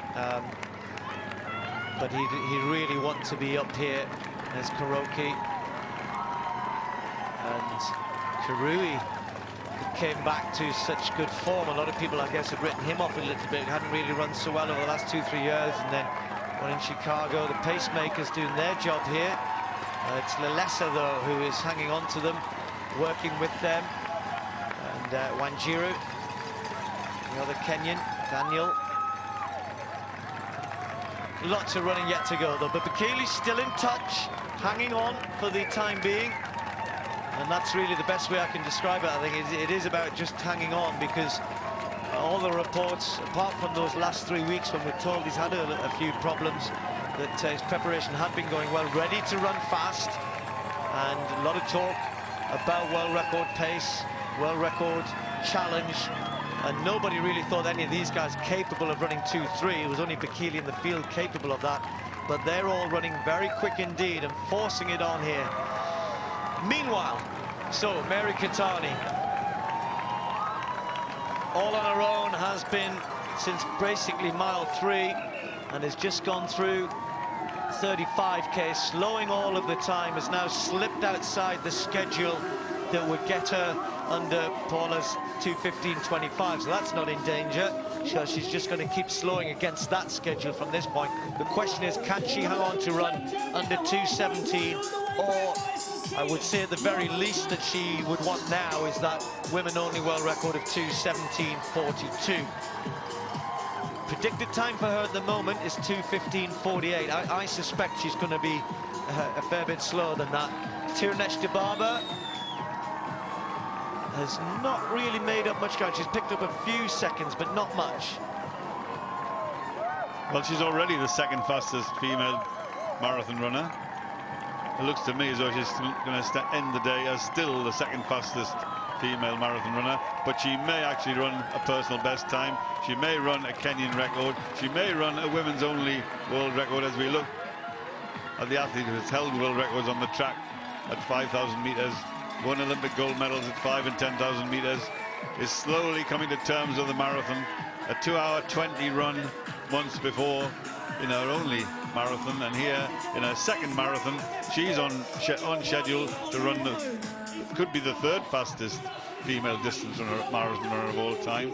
But she's got a little bit to learn in the marathon. She's got to learn about taking drinks on board. She's got to learn about discipline in terms of looking over her shoulder and unbalancing herself. She's here today. She's such a great runner. She's such a class runner in every sense. And the leader, Mary Keitany, who set up so aggressively, faster in the first half than any female athlete has ever done before. 6 kilometers from the finish, so she's well within sight in her mind of the finish and the traditional sight, the great sight of this wonderful female distance runner, Tirunesh Dibaba. Looking a little bit more at home in the marathon, but says my track career is not over. Keitany is a road runner, though.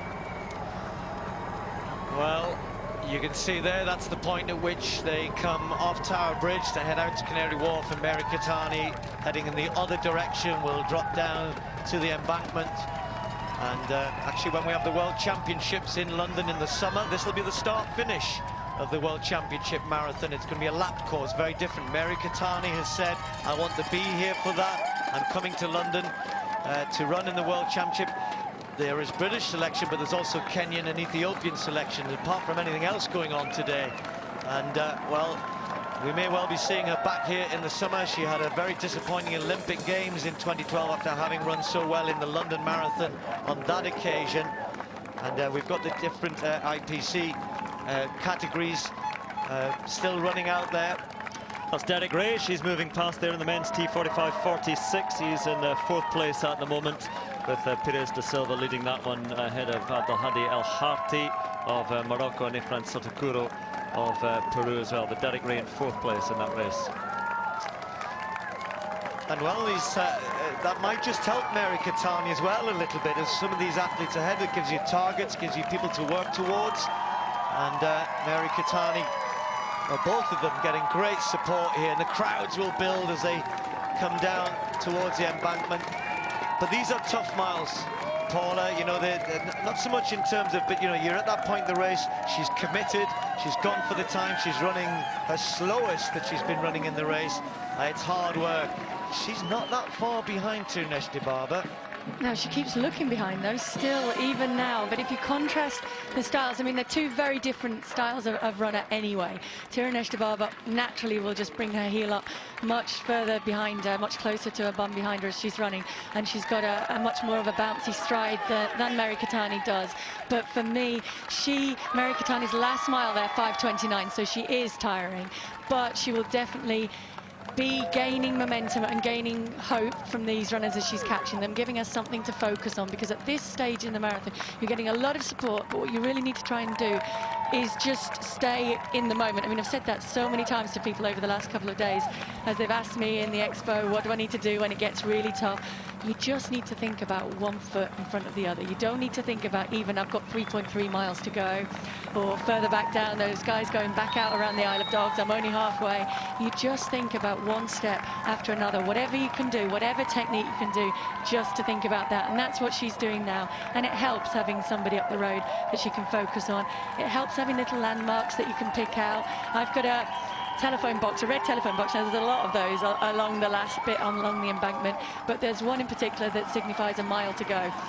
We picked that out before I even ran the race, and I used to look for that as I was running along the embankment. It's a little bit easier now because the Millennium Wheel is just opposite it, so you know that you can come across from that. When you turn at Big Ben, 1,200 meters to go, all of those sites will be helping to keep runners going. And there they go through the mini marathon start line as well. There's a few kids started there today, and they'll be starting out on their journey, on their future in running, and then maybe one of those will come back and walk down the course now and see some of the racing going on behind, and hopefully grow from there into some great marathon runners in the future.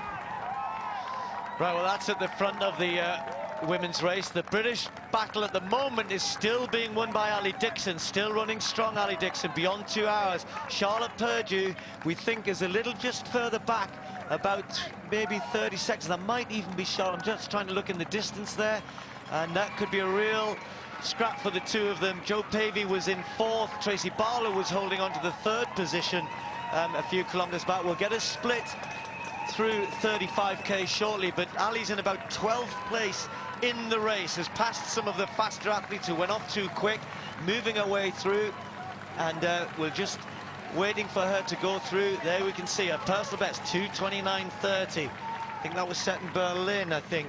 And she went off pretty hard that day. For much of that race was on 2:27 pace, same as today.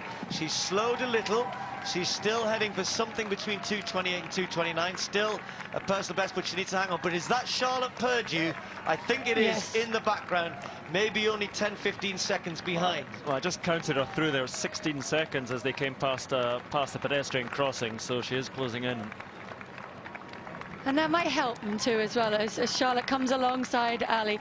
They will be able to work together and keep each other going. I think that looks like, is it Dulstra as well, running with Charlotte Purdue? So the two of them have worked together. They've got Ali in their sights and they're working on from that. But Ali will also be gaining confidence. She knows that she's running a little bit into unknown territory, into personal best territory, but she knows she's in shape to do that. She's making sure that she picks up her drinks bottle, which she didn't do. So she'll not be feeling too good about that, but hopefully that won't throw her off stride. She won't panic. She'll just grab a water or a Lucozade as she comes into the next feed station. And at this stage in the race now, it is just about keeping going. She's going to see these guys in front of her as well that she can work her way through, and she will have those targets of the girls that have gone off too fast in this race ahead of her, as Steve said, to work on. Well, that's a great race to keep our eye on, and that may come to a head in the last 2-3 miles. But those two in the best positions in terms of British selection. Mary Katani here now, tired, working hard, and we'll have to make sure that she concentrates. That previous mile slows by a good 10 seconds, or about 10 seconds, 5:29. And Tirnesh Dibaba isn't so far behind anymore. But does she have time to catch her? What will they both end up with in terms of a finishing time? That 2:17:42, the official record for a women's only race, and it's going to be close. Meanwhile, Brent, in the men's. In the men's race, we've had a shock change in position. The world record holder for the 5 and 10,000 meters. As we look at the lead group, Kirui still there. Wanjiru still there, Lilesa and Karoki, Kenyan athlete who's making his debut today. A lot of people thought he would run well. In fact, Steve said to me before the race, I think he might have a chance to win this. Well, Steve, you were right, he's in amongst it. But down the road, the 2 times world record holder, 5 and 10,000 meters, the man who was trying today, he ran halfway world record pace, and there he is, Kenenisa Bekele, really struggling now. He came to London to try and win this one, the 2nd fastest marathon runner of all time, now having a lonely battle on his own. He wanted to break the world record, well, that's not on today. He at least wants a decent position, but that's going to be under threat. But he's working hard. He set off so confidently. He was in amongst the pacemakers. He kept it going. He did everything he could. He told us, I'm up for a race today. But his performance in the second half, it's falling away. And when you miss a bit of training, which he has done in the last 3 weeks, even the great one can't do the job.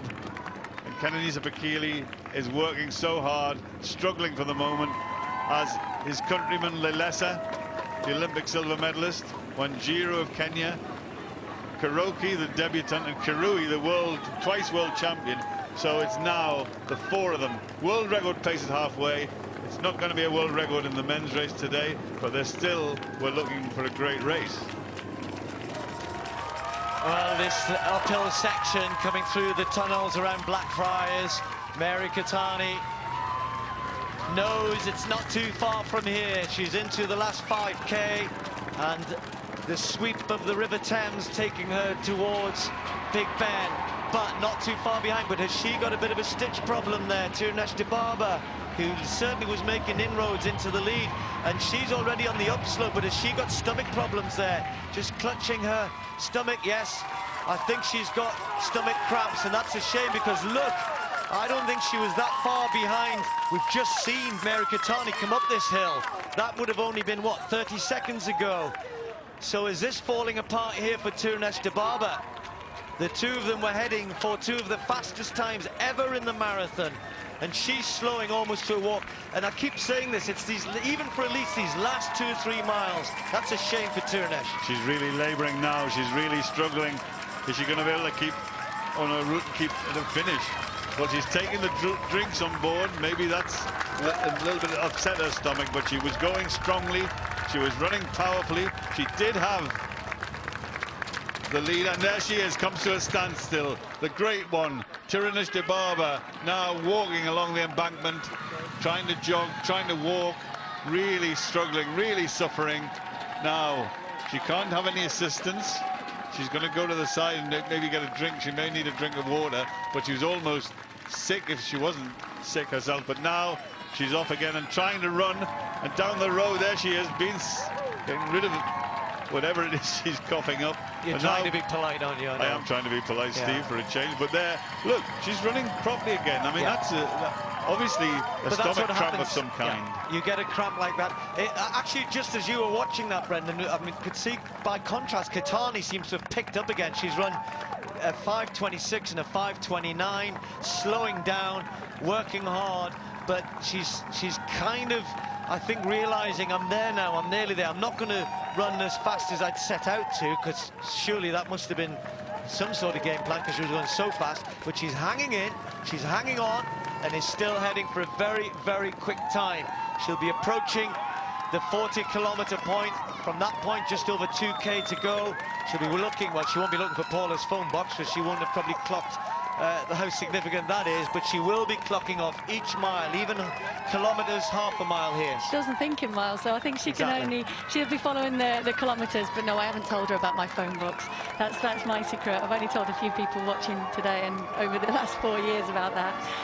But she will know the course. I mean, she's run this course many times. She's run very well. She's run her personal best on here, so she will have all of that marked out. But she'll also see those big arches, and she'll know what that means when she goes through the 40K, which must be coming up sometime around now if she hasn't already gone through it. It hasn't come up yet on our screens as her having gone through it. But certainly, I think what happened to Tirnesh Dibaba is when you're trying to take on fluids, and they need to take on those fluids to get some energy into them on that last stages, and then just that little bit of a slope down and then back up again can sometimes be enough just to shake all that up inside your tummy. The blood is already being sent everywhere else, and a lot of people get serious stomach discomfort in the last couple of miles, and it was hard to see her going through that, but she has managed to get going again. I am looking at her on my screen in a different shot a little bit further down, seems to be going through the same stomach spasms again, so hopefully she can get through that and keep going. She does have a big buffer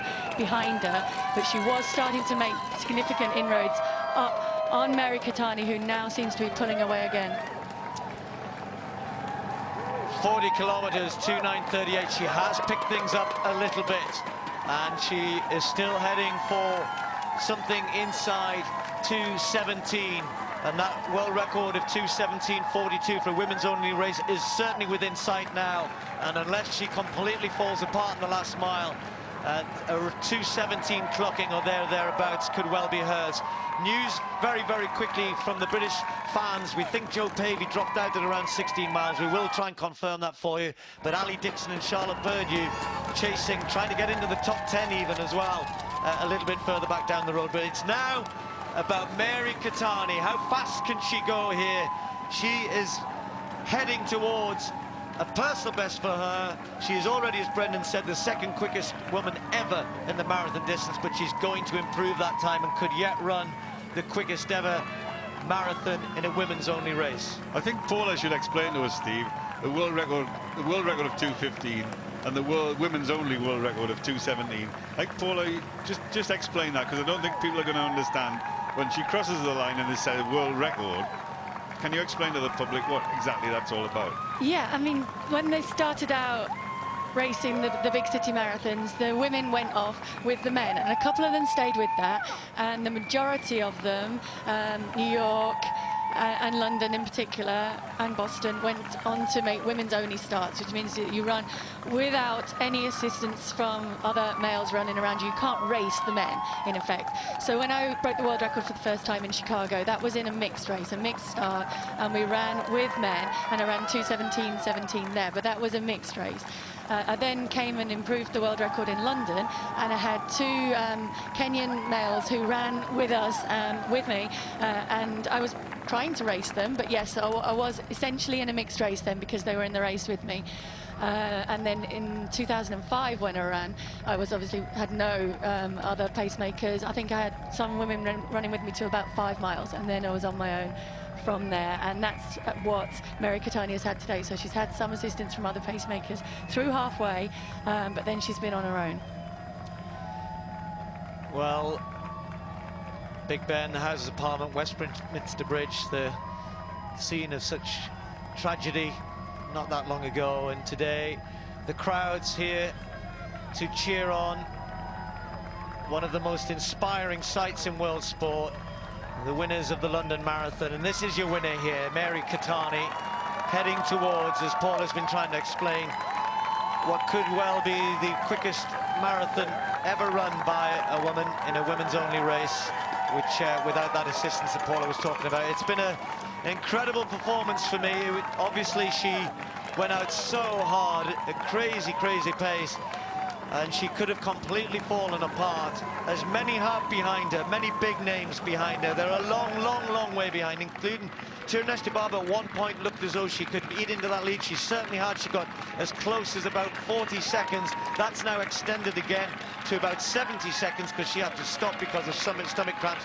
She's now back running strongly, but now cannot catch Mary Keitany, despite the surge she's obviously trying to put in, because she now heads into Birdcage Walk, having come through Parliament Square, around that Westminster area where so many people are watching.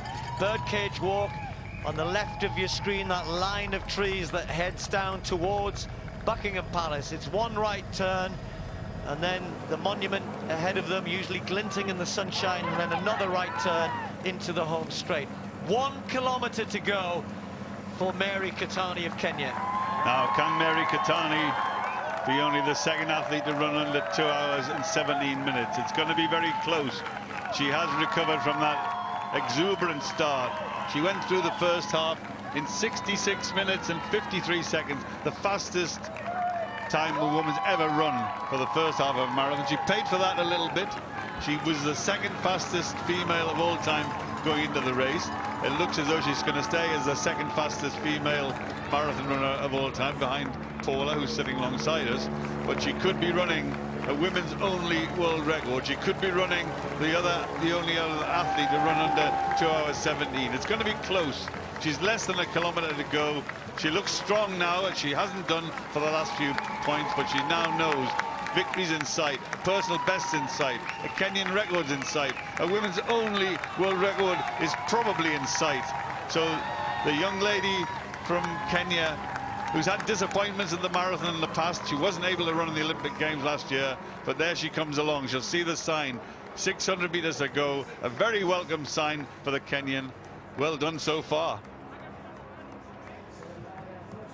So Mary Keitany, for the past few years, has probably, and I put that in inverted commas because you can take it to mean what you mean, probably the world's best marathon runner. It's just that she hasn't been able to win the Olympic Games. She ran here in London and found out later that during that race she was actually in the early stages of pregnancy. And that obviously gave an explanation as to why she didn't go so well. But goodness me, she picked it up again here. 4:53 for that last mile to 26. And of course now she's got the 0.2 to go. And Mary Keitany heading towards not only a personal best for herself, she will join Paula Radcliffe in running not only sub 2:18. Only Paula had done that before on a few occasions. Mary Keitany had not been able to. She was the second fastest of all time before today, but now heading for a time which perhaps is going to get her under 2:17. She's going to be very close to that. She needs to make one more turn and then we'll see the finish line. She's won the London Marathon on 2 occasions before, but not like this, not this fast, not this good, not this dominant. Mary Keitany of Kenya can now sense that history awaits for her.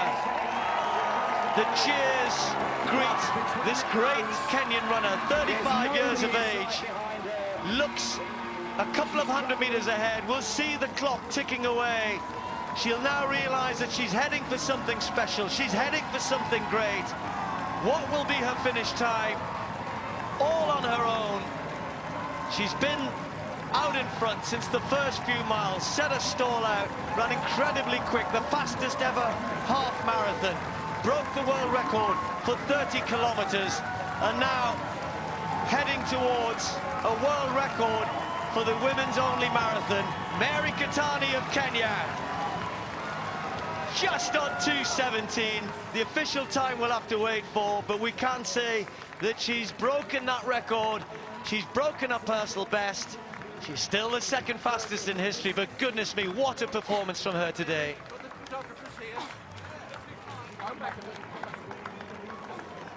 A performance of ambition and a performance of strength, not only physically but mentally. Those tough miles at the end. And here comes Tirunesh Dibaba. She will rise up the all-time rankings, heading for, she will hope to be the 3rd fastest marathon runner of all time. She'll break her own teammate's Ethiopian record. Tiki Galana held that from 2012. So Tirunesh Dibaba finishing like the great track athlete we remember her as, sprinting to the line, under 2 hours 18. So Tirunesh Dibaba takes a massive leap forward in her marathon career, 2nd in London and the 3rd fastest of all time. Brilliant run from her, despite the stomach cramps in those last 2-3 miles, when it looked just for a short while as though she maybe, just maybe, could catch Keitany. But Keitany rallied. Dibaba was bent double for a short while, but recovered and has been rewarded with a brilliant performance. History being made in London 2017.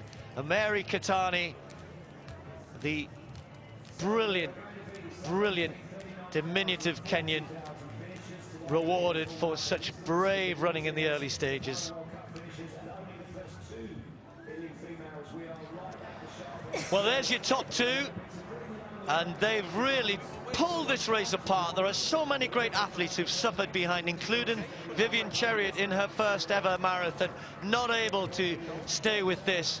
But who is winning the British race? Who will be the first British athlete to cross the line? For so long it's been Ali Dixon, the Sunderland stroller, the Olympian from Rio, 38 years of age, Ali, and she set her stall out so early today, went hard early on, but behind her, Charlotte Purdue, the youngest of our contenders. Charlotte still in the early stages of her marathon career, and you know she's been agonizingly close for the last 6 or 7 miles to Ali Dixon, and the gap is closing by about 1 second every kilometer, and it's now down to about 7 or 8 seconds.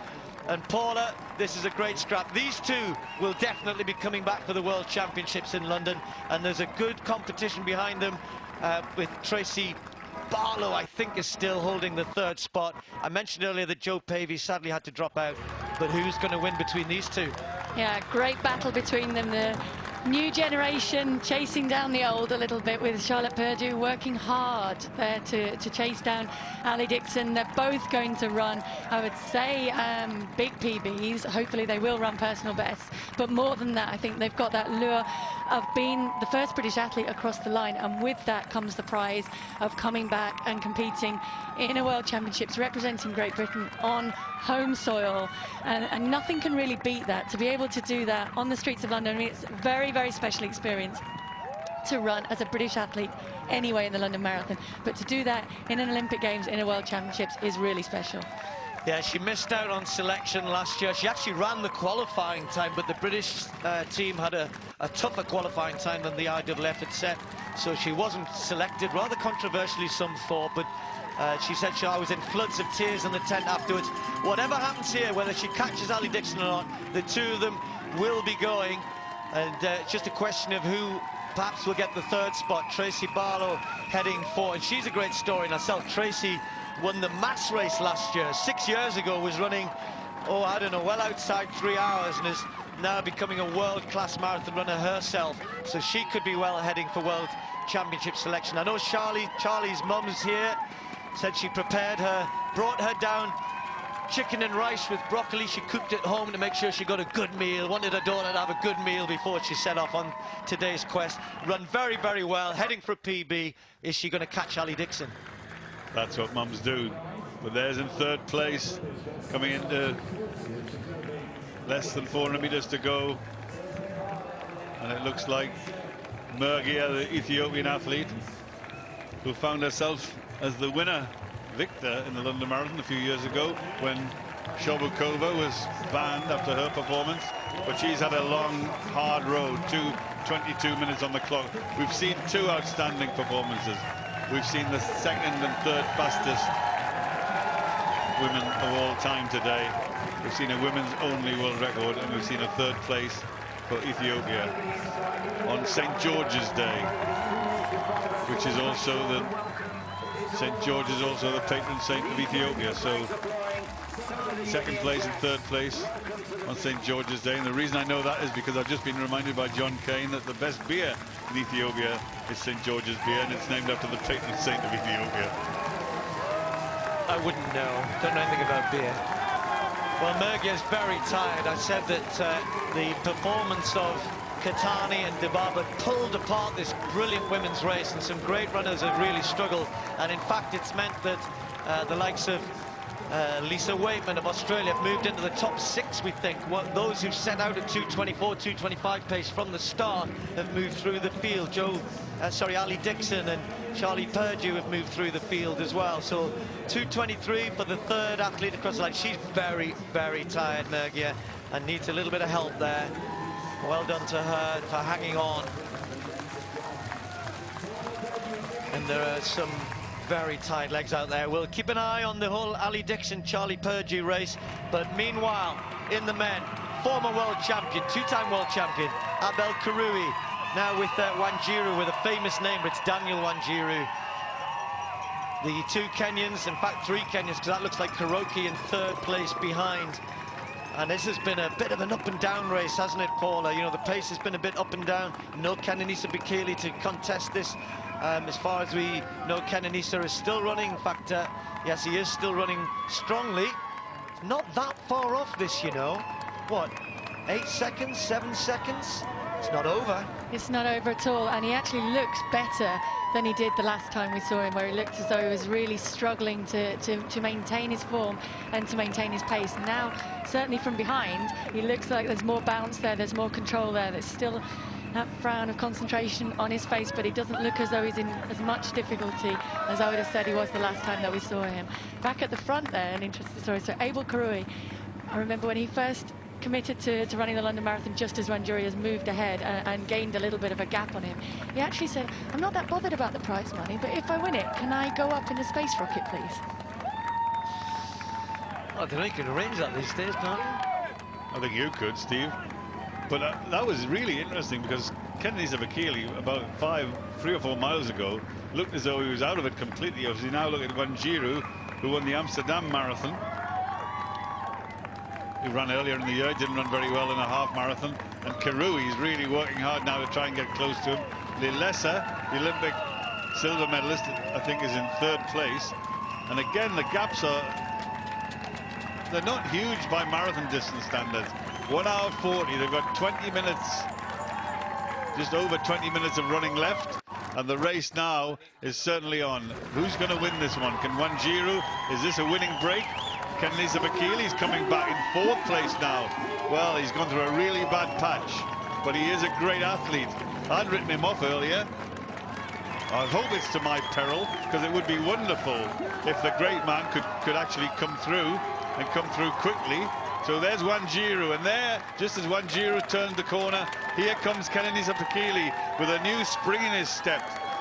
He's working hard, he's clearly applied himself, because at some points in races, Kenenisa sometimes can switch off and lose it and throw it away completely. But there, he's got the sight of the leader.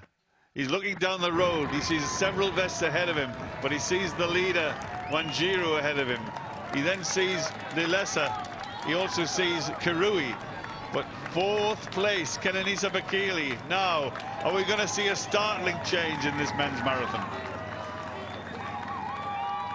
Well, today is about the leads, of course. Brazil is about winning a place on the British team. I can tell you in the men's race, as far as Britain's concerned, it's been all changed. Johnny Mellor having a great run, so is Robbie Simpson, Scott Overall, all in with a chance still. But in the women's, it's Ali Dixon again. She finished ahead of Sonia Samuels last year in the Olympic trial. Effectively, the London Marathon is the trial for the major championships. It was the Olympics last year. It's the chance to run for Great Britain in front of this home crowd in London in August in the World Championships. And the Sunderland stroller, 38 years of age, is trying to hang on, is trying to hold off Charlie Purdue. And Charlie has been trying her best to catch Ali, but she hasn't really been able to make inroads into that lead. It's been stuck at about 10-11 seconds for the last 7 or 8 miles. She's picked up a couple of seconds, but no more than that. And Ali, well, you know her well, Paul. I know her really well. Her dad's here, her family's here. Her dad was a pretty good Sunderland Harrier as well. And the whole of the Northeast will be loving this. But she's a tough cookie, isn't she, Ali Dixon? She is, and I know her well, and I don't know if I'm allowed to say this, but she's knackered now. She's really trying to get everything that she can out of her legs, and she'll know that Charlie's closing on her, but she'll also know how tantalizingly close she is to her personal best, because where in certain stages in this race she's been up on that 2:27 pace, now she's going to be just around that 2:29. Her personal best is 2:29.30 or thereabouts. Charlotte Purdue is also going to run a personal best, so at least she will have that, but she's been tantalizingly close to Ali, closing and closing on her. They'll run under that big bridge there as Charlotte's just come through the shadows, which says 385 yards to go. That significant extra distance added onto the marathon all of those years ago. And one more turn now along here, one more turn, and then she'll see the finishing gantry and she'll see the clocks up there, so she'll be aware that she can beat her personal best, but she also wants to be the first British runner home. So Ali Dixon of Sunderland, last year this was to gain selection for Rio and the Olympic Games. She was so pleased to do it on that day. She'll now have her eyes on that clock ahead of her. As Paul said, her personal best is 2:29 and 30 seconds. I think she's going to break that. Go on, Ali, last few meters. Charlie Purdue is heading for a sub-2:30 clocking as well. Ali Dixon maybe a little emotional here. What a great run. There's the smile. Ali Dixon does the Barini, if you don't know what that is. That's her trademark finish. Personal best, 12th place, I think, for Ali Dixon. And what a run from Charlie Purdue. Still learning the marathon. She's going to run under 2 hours and 30, a personal best for her too. She's going to be back in London for the World Championships, I'm pretty sure as well. The selectors, I'm sure, will make that decision tomorrow, and we're waiting to see who the 3rd British athlete is. Last I looked, it was Tracy Barlow, and she could well be joining these two. Joe Pavey sadly had to drop out, so we'll be waiting for Tracy. perhaps to be coming through in the next 2-3 minutes. But in the meantime, let's see what's happening in the men's race. And what I can tell you, as these two celebrate, let's just have a look at Ali here. Boom. Well, that's a reward for all those hard miles, the tough miles. Everybody puts them in, don't they? But it's a great feeling when it all comes together like that. Well done to both of them.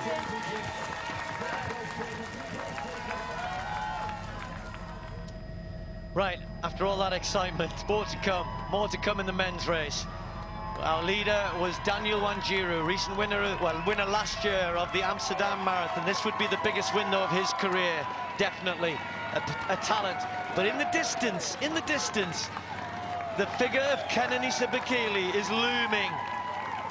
Kuroki is in second place, it looks as though, in the moment. I think Bekele, there he is, he's third now. He's chasing.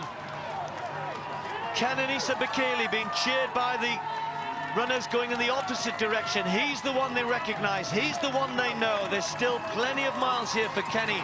Plenty of time for him to catch Wanjiru. Wanjiru looks good, Bren, but he's moving well now. He's moving much better, Bekele. He looks altogether different than he did a few miles ago. He's now got a determination in his eye. He's hunting them down. He's moving through in third place. This isn't the way he would have chosen to run this marathon. He was threatening the pacemakers at the early stage. He was wanting to go for a fast one. He's now got some idea that he's going to get a position here. He's going to take over. He's going to move into second place very, very quickly. He's running faster than anyone else at this stage. Now, look at this. Here comes the great Kenenisa Bekele. And Steve said that people recognize him from either side. Well, so they should. He is one of the greatest of all time. We've been privileged to watch his career, and I've been lucky because his first ever international race was at the cross country in Newcastle in the early 2000s. And at the time, we were told by Haile Gebrselassie that this man was going to be good. Well, we didn't realize how good he was going to be, but here he is, moving into second place, moving quickly, and that's the skill of marathon running and distance running on the roads. When you see the athlete you want to pass, go past him quickly, don't look either side, and there he is now, moves into second place. Great drama in the men's race. And we saw the top two women cross the line for Great Britain in under 2:30. And I can tell you, not far behind them, we thought the third place was going to go to Tracy Barlow. Hopefully we'll show you Tracy in a second or so. But Wanjiru, looking behind, knows where the threat is coming from.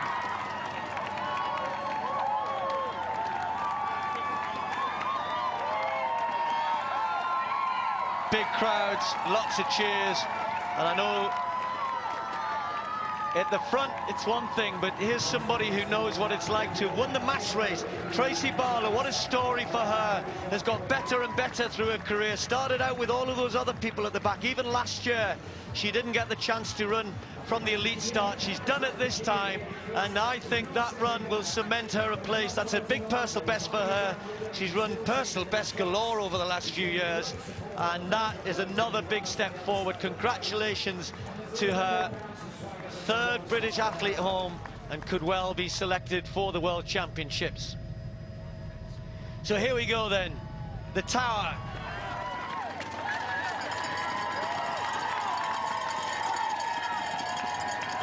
He knows that that means there's not far to go, and he's on the hunt here. He's chasing down Wanjiru.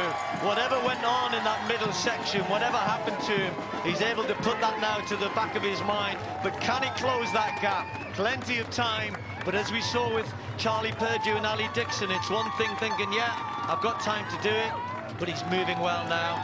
He's gliding across the streets of London with his eyes. Keeps looking up, doesn't he, Brent? Just flicks his eyes up, looks at the gap, looks at the man in front of him and thinks, right, I've got you. There are two Kenenisa Bekeles, you know. Sometimes in the middle of a race he gets depressed and he doesn't actually apply himself. And other times, at his very, very best, he is the greatest. now. And back in somewhere in London, his manager, Jos Hermans, who's done a brilliant job coaching him back from injury, from illness, from disillusionment, from the fact that he's not been able to compete as he used to do on occasion. And there's Wanjiru now. He is hunting him down. As he left it a bit late, well, there's no one more powerful in distance running. Barry Fudge, who's Mo Farah's advisor, was telling me that there's nobody, as they come through 23 miles, there's no athlete that he's ever worked with who's got the engine, as he calls it, the capacity to work and run as quickly in endurance running as Kenenisa Bekele can. Now he's drifting down that hill. He's actually really flying. He's really motoring, and this is a wonderful sight. Kenenisa Bekele, not at his very best, because I don't think this is his very best. I think he is capable of running a world record in the marathon, but he looks as though there's been two athletes in this race, and the one that we really want to see is this one. This is the great Kenenisa Bekele, and you wouldn't bet against him at this point. No, and I think the significant thing, Bren and Paula, was that you saw that caption come up, which is about the leader, and it said 5 minutes for his last mile. And that's not quick enough at this point, really. I know that, you know, Paula will tell you which are the quick miles and which are the slow miles. But if Kenny's running 4:50, he makes up 10 seconds, and 4:50 is kind of what you expect. Eliud Kipchoge, you know, in his last 2 miles last year, was running under 4:40. So that gives you an idea. So all Kenny needs to do is to keep running 4:45, 4:50 here towards the finish, and he's going to catch him. I think we can see he's going to do that, isn't he? In fact, he may well catch him in the next 3-4 minutes. I hope he does. I really hope he does. You're not supposed to be biased when you're sitting in the BBC commentary box, but he's been an athlete who I've got to know over the years. I literally remember him coming to Newcastle and beating Paul Turgot. We'd never heard of him, and Haile Gebrselassie rang me up and he said, he's going to be good, this guy, you know, give him a chance. We gave him that chance. He beat Paul Turgot in that cross country, and I remember saying that we'll see and hear a lot more of him. I'd love him to win this today. It would be a fantastic occasion if he could. I'll tell you what, a few miles ago you wouldn't have given tuppence for his chances, but now Wanjiru realizes there's a race on. Now, has he got anything left? We don't know the answer to that. Has Kenenisa got enough power to drive, to take some support from this crowd? There's still plenty running left in this marathon, but marathons are dramas, and this is the drama of the marathon unfolding. Wanjiru's been close to the leaders all the way, and here's Kenenisa hunting him down. Kenenisa's confidence must be rising, Paula. Yeah, and the significant moment is going to be, for me, when Bekele goes past Wanjiru here. Does he just go straight past him, which he should do? Just blow straight past him and keep on driving towards the finish. Don't settle in and don't make it into a little bit of a race, because that gives Wanjiru just a little bit of hope that, okay, maybe he's really tired as well. But if you go straight past and you go past hard, it really destroys the confidence of the runner being passed. And Wanjiru at the moment, he must know that Bekele is closing on him. People in the crowd will be saying that. He may even be able to have some of his supporters, some of his support network out there along the road giving him information. He may be able to hear his manager, who might be sitting in the car in front, but he will know that someone is chasing him. You can see that Kenenisa Bekele obviously going through. Some of the Ethiopian support there have come out to support him, and he's giving them some thanks, and not as tired, certainly, as Wanjiru is in front. If you can raise your arms at that stage in the marathon and wave, then you've still got something left. Having said that, although he looks much smoother and he looks as though he's running much better, that gap is not really closing. Well, I'll tell you what, Paula, a couple of miles ago he couldn't have raised one arm, let alone wave with both hands. But you know, he's waving a little bit early, because you don't wave in second place. You wait till you come down the mile in first place before you think about waving. But Kenenisa Bekele, one of the greatest athletes of all time. In my view, there are two of the greatest of all time, and they're both currently active. Mo Farah will be seeing later in the summer. Kenenisa Bekele we're seeing today, trying to write the record books in the marathon. Can he win this marathon today? Here he comes, Wanjiru looking over his shoulder. He's not very efficient either looking over his shoulder, but he knows it's coming from behind the threat. Okay, so he didn't know. That look over the shoulder there said that he definitely did not know before now that it was Kenenisa Bekele closing on him. So that race is, well, it's going to keep developing, isn't it? I mean, they've got, what, another 11 minutes. We're heading to around about 2:05, something like that. Around about 11 minutes perhaps of running, and about 11 seconds to close.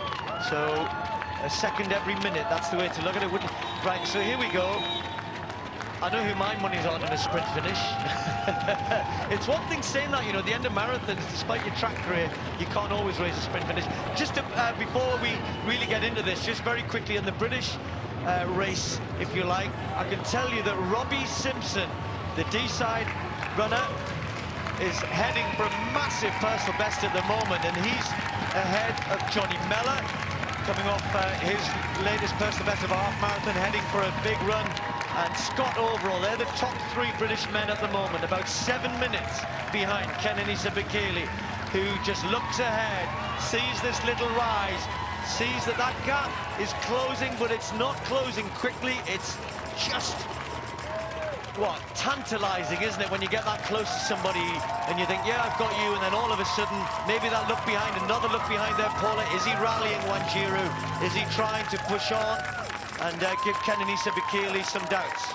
Well, you know, it looked behind, and there was that look of shock on his face when he saw that Bekele was closing on him, and then he stuck his head down and he moved much quicker. So maybe he had just backed off a little bit, thinking, I've got this, I'm away, I'm clear, and then he's looked around and thought, oh no, I'm not, I've got a little bit more work to do yet.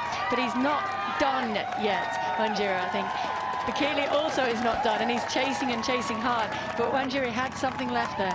He saw the traffic lights turn to green there as the leaves and the petals actually falling down there from the side, from fans on the side. And Wanjiru, well, we don't know how quick he is at the finish. We've never seen him as this competitive in a really true international event. Has he got a sprint finish? We don't know. But here comes Kenenisa Bekele. He's hunting down this man. But I'm getting very nervous for Kenenisa. I just wish he would do it a bit quicker. We know how quick he can be in the last couple of 100 meters of a race, but he's a marathon now. This is different. Tell you what, Bren, as well, Karaki is not far behind the two of them. In the long shot, you can just see the orange vest of, I think it's Karaki, making his way back towards them. Well, they've got less than 3 kilometers to go. There was a little sign saying 39 kilometers, and it's 3 and a bit from there. So they've now, in his career, he ran 3K in 7:25. He'd swap that now, wouldn't he? Anything close to that. But he's got some work to do here, Bren, and he's got to time it right. You know, it's what, probably last I did a little count was about 8 seconds, and you can still catch that in the last 700-800 meters. But you've got to be able to pick up, and in the marathon, it's not so easy to do that. It's not so easy to do, Steve. And he could pick it up in the last 800 meters, but we don't know how quick Wanjiru is. I mean, we've seen great athletes from Ethiopia, we've seen great athletes from Kenya, we've seen lots of them with outstanding sprint finishes. We've seen Kenenisa run from a long way out, we've seen him sprint quickly with a lap to go in big races. But those days of track running, some of his very, very fastest times are behind him. He's now a marathon runner. The gap is not necessarily closing here. We have a true drama. This is a man who wants to win it, who wants to win a big one for the first time. The man in second place has won many, many big ones. He's even won a big marathon in Berlin. Now, can he win this one today? This is really, really, really dramatic, really exciting. My hopes are with Kenenisa, but you wouldn't know. Wanjiru looks at his watch. I wonder whether he's just looking at the time of day. Well, the one thing it won't tell him is that he's actually extended his lead by 2 seconds just in the last 400 meters. It's gone from 8 seconds to 10 seconds. And that's not good news for Kenenisa Bekele. The only other thing you could say is Wanjiru pushing a little bit too early, but he looks okay. He looks comfortable. And Kenny's got to find something here. He's got to be able to somehow lift his cadence. Easier said than done at this point of a marathon. He's already looking behind. Maybe, as Paula says, he's aware that Karoki's not too far. But 10 seconds, they're going to both take their last water on board here. And that's a good thing to do. But there goes Wanjiru, got his safely. Kenenisa looking for his drink. There it is, got it. You get that down you, and then you go, if you can. Yeah, and last surge, and we talk about mind games in the marathon, and it probably is. I mean, it's very apt that it's sponsored, and the headline charity is Heads Together this year, because you need to have your head together to run strong in the marathon, and there are a lot of mind games at play here. The fact that Kenenisa Bekele is working as hard as he can, and he's not closing that gap, is one strike against him. The little look back that Wanjiru just threw over his shoulder was one strike back for Kenenisa Bekele, because he sees, okay, yeah, you're struggling. You're worried about me. I know I'm not making up yet. Maybe I can still make it up if I can still keep working away. And both of these guys are just absolutely focused, again, as we spoke about, as that one foot in front of the other, and just try and maintain the pace, try and pick it up just a tiny bit, break down this last mile and 385 yards into tiny little sections. 25 miles. This is a brave attempt to try and win it from Wanjiru. I don't know if he knows it's Kenenisa Bekele. He may do, because he did look shocked when he looked over his shoulder. But this is it's a tantalizing gap, about 9 seconds. They've got about 3 or 4 minutes of running left. And Kenenisa Bekele, when I'm looking at him, I am a bit biased, and I'm sorry to say that, but I am. I'd love to see Kenenisa win this one, but my real heart is saying, come on, Kenenisa, hurry up a bit, hurry up a bit. Well, I think he is, Bren. I mean, I keep doing some mental, while you guys are chatting there, just using a lamppost or other. It's 8 seconds. So it's gone from 8 to 10 to 9, back to 8. And so this isn't over. You know, he's close enough to strike. He's close enough to worry Wanjiru as we go past midday. And Big Ben looking down on a great race yet again. Can Kenenisa Bekele close on Daniel Wanjiru? Wanjiru trying to win his biggest ever race. I don't know why Wanjiru looks at his watch, because there is the biggest clock, the most famous clock in the world, perhaps. Tells him what time it is. It's 1 minute past 12, mate. And you've got another 4 minutes or so of running. But behind you is perhaps the world's greatest ever distance runner. Perhaps the man who one day will break the world record. It certainly won't be today. His job today is to try and close 8 seconds of tarmac between him and Daniel Wanjiru. Wanjiru turns that corner. Now he's got a long run, and Kenenisa leans into the corner. And you can see that he really is having a go. This gap may be a little bit too much for him. You just feel like you want to see Kenenisa back to his track running days, where he starts to run 52 seconds for the last 400 meters. He looks as though he's gearing up to do that. He looks as though he's gearing up for a finish. 7 seconds, according to my mathematician friend Steve Cram here, telling me it's 7 seconds to go. Paula, what's your view? Well, you know, 7 seconds doesn't sound that much, and people are going to say 7 seconds over the course of the marathon distance, surely he can make that up. But if I tell you that he's only gained 5 seconds in the last 5K, up to from 35 to 40K, that shows you the enormity, because he's got less than 2 kilometers. He's probably got approaching 1 kilometer now to make that up in. He is capable of doing it, but this race means a lot to both of them, and it's who wants it more at this stage. 6 seconds now. It's nothing, is it? 6 seconds. What can you do in 6 seconds? Nothing. Can't even tie your laces. But for Kenenisa Bekele and for Daniel Wanjiru, it's the difference between first and second. For one, it could be the biggest day of his career so far. For the other, it will cement his stature as one of the great, perhaps the greatest ever distance athlete. Can he come back from a tough period in this race to win the London Marathon? Heading down Birdcage Walk, disappearing under the trees. The crowds here are massive, and that's a gap which is now down to about 4 or 5 seconds. It's closing all the time. It's closing all the time, and Kenenisa Bekele, the great one, looks as though he's moving into the track mode.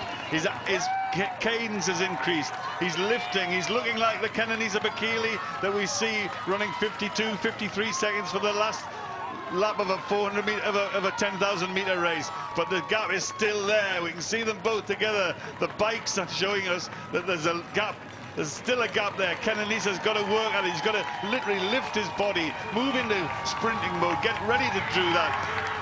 Wanjiru looks over his shoulder. He's being hunted by the greatest of all. He's being hunted by a man who's finished strongly in many, many races. He's being hunted by a man who's been a privilege to observe over the last few years. I wonder, has he got one last effort? Can he dig one out? Come on, Kenenisa. I shouldn't say that. Well, that gap has just extended by another second or two again.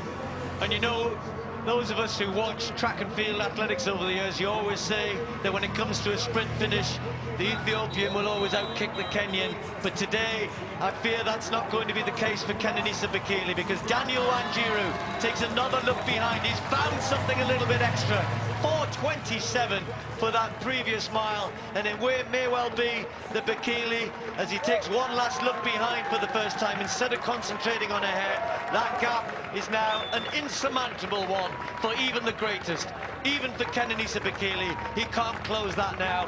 You cannot lift your legs to a track finish in the same way over 10,000 meters in the marathon. It just doesn't happen. So let's look at Daniel Wanjiru.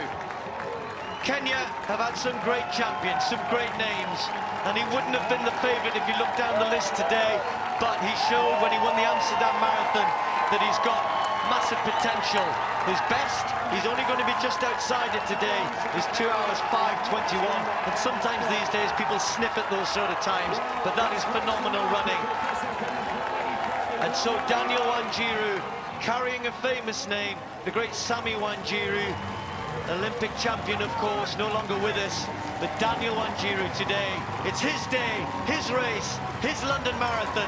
He's held off the best, he's held off Kenenisa Bekele, and now he can enjoy his moment, arms aloft. Daniel Wanjiru will win the 2017 London Marathon in fine style. Congratulations to him. Kenenisa Bekele tried his best, tried everything he knew, dug himself out of a bad patch, but it wasn't enough on the day. Has to settle for second spot.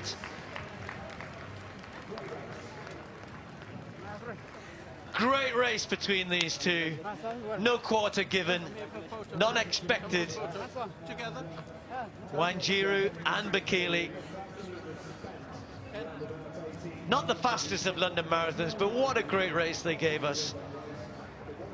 And I think Paula made the point, on a day when we're talking about mental health, heads together, in their different ways, they showed how much mind over matter can work here. Wanjiru, the biggest win of his career. And goodness me, whatever happens in the rest of his life, he'll say, that was the day I beat Kenenisa Bekele. That was the day I held off the greatest.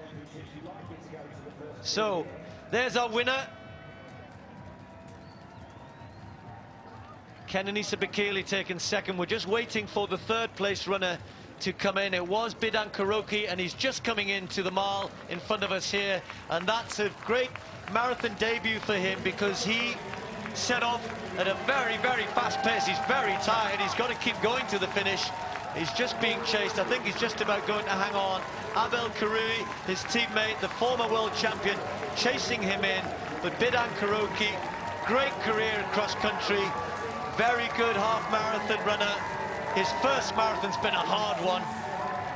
Goodness me, elite runners can look as tired as anybody else at the end, but he drags himself across the line for third in his first marathon in London.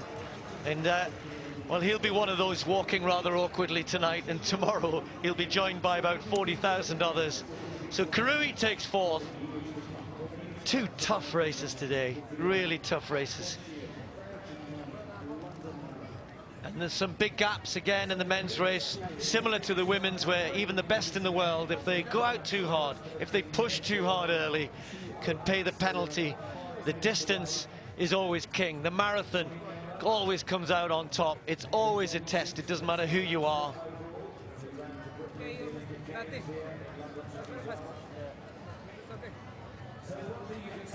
So Daniel Wanjiru and Kenenisa Bekele, they looked pretty good at the end, didn't they? Karoki just about staggering to the finish line. Oh, and we're just waiting to see the fifth place runner coming through. I think I'm just trying to see if Gebre Selassie had come through, the youngster, but it wasn't him. Just coming in is Simbu from Tanzania, having a pretty solid run. Paula's happy because she's a big fan of his. He's going to be just outside 2 hours and 9. So Simbu finishing pretty strongly. Well done to him. We'll try and give you an update on the British race. It was a bit of a surprise going on there. Robbie Simpson was still leading the British Challenge. Don't forget, only 2 spots available for the British team because they've already pre-selected Callum Hawkins, who's had such a brilliant year last year and this year. And as they went through 35k, Johnny Mellor and Robbie Simpson, in fact, Johnny Mellor had gone ahead of Robbie Simpson at 35k. They were in the leading 2 spots. So there are only 2 spots available for British selection. As we see, Gebre Selassie, the world champion, surprised everybody, didn't he, in the heat and the humidity of Beijing. Ran well in Rio, just missed out on a medal in Rio when he finished in 4th place there, and he's tired today. I'm sure he's got a fast time in him, this guy. Still has only run around 2:07. He just needs to judge his race a little bit better.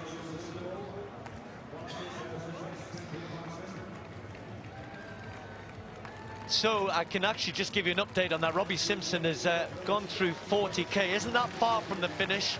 And don't forget, the qualifying time was 2:16, but most of the British athletes had already done that, and it was a really case of who finishes in the top 2 positions today.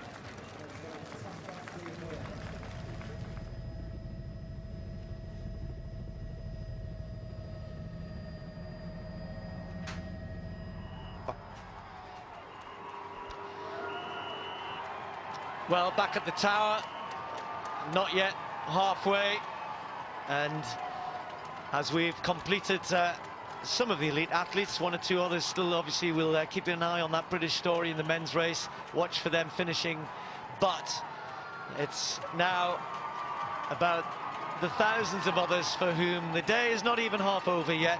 For those who are crossing Tower Bridge, that's a big landmark, not only in terms of being able to see it, but it marks the point where you cross from south to north, and it's not too far, is it? It's halfway, pretty much guaranteed to get to the finish line. I'm always amazed now by the fact that hardly anybody drops out, and so well done to everybody.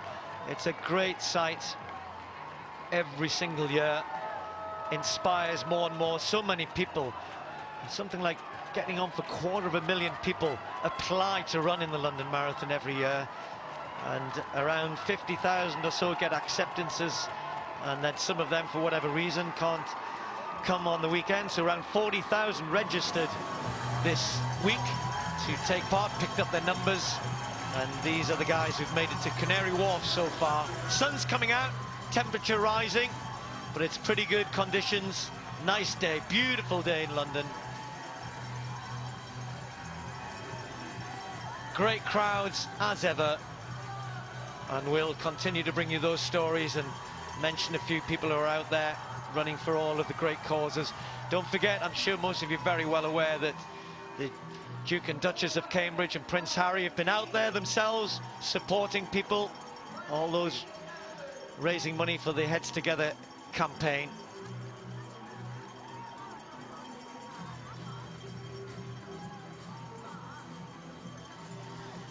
Quick mention to a couple out there who I know are running.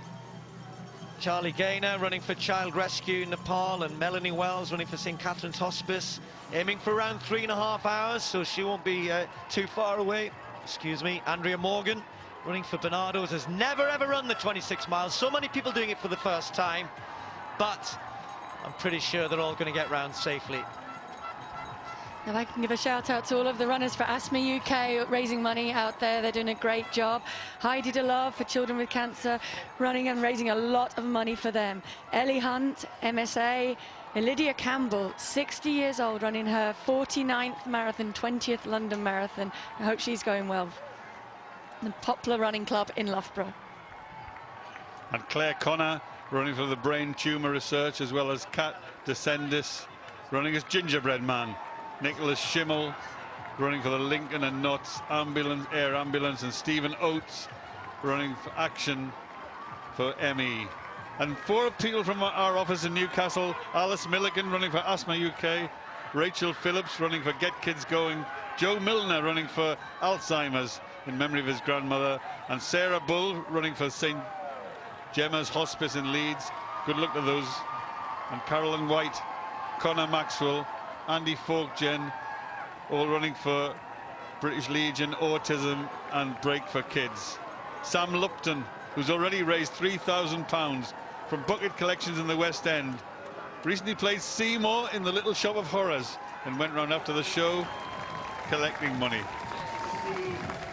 Well, this is really interesting because I'm just looking ahead. That's Robbie Simpson, who's running very well, but there's an athlete ahead of him wearing 1154, who might have been in the mass race. This is Simpson, who needs to run, well, could well be Josh Griffiths. I just need to check that. There he is. Now, this could be a real surprise here, because in the same way that Tracy Barlow did it last year, what a performance from him. That's under 2:15, and he could well be the first British athlete across the line, could well join Callum Hawkins. There's Simpson, he's run under the qualifying time. That'll be a new personal best for him. At one time he was heading for something around 2:13. Johnny Mellor as well was in the mix there. So lots of athletes coming across the line who were in that 2:14, 2:15 mix, but goodness me, what a performance from him. It's a day when, of course, the elites get the chance on the elite start line to have their name and the rest, but there are others out there who can put in the big performances on the day, and he certainly has.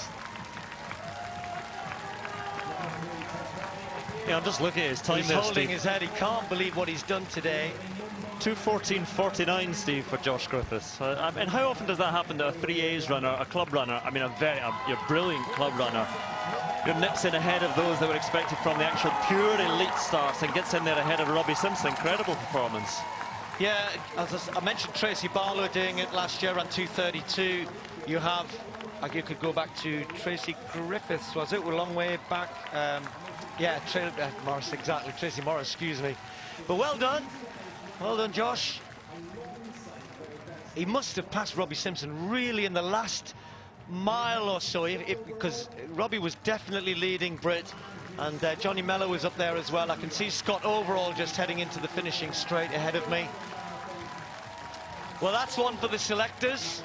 That's a really interesting one. Could this man here be representing Great Britain in the World Championships in London this summer? What a story that would be. Well, he should, shouldn't he? Yeah, shouldn't he? Because if he's finished in the first two British athletes, this is the official trial. He's got the qualifying time, so I can't see that they can't pick him. And he's had a great run on top of that, so he can only build on that going into the summer. Let's just pick him, Paula. You and I'll pick him now. Yeah, we could do a better job than the selectors anyway, couldn't we?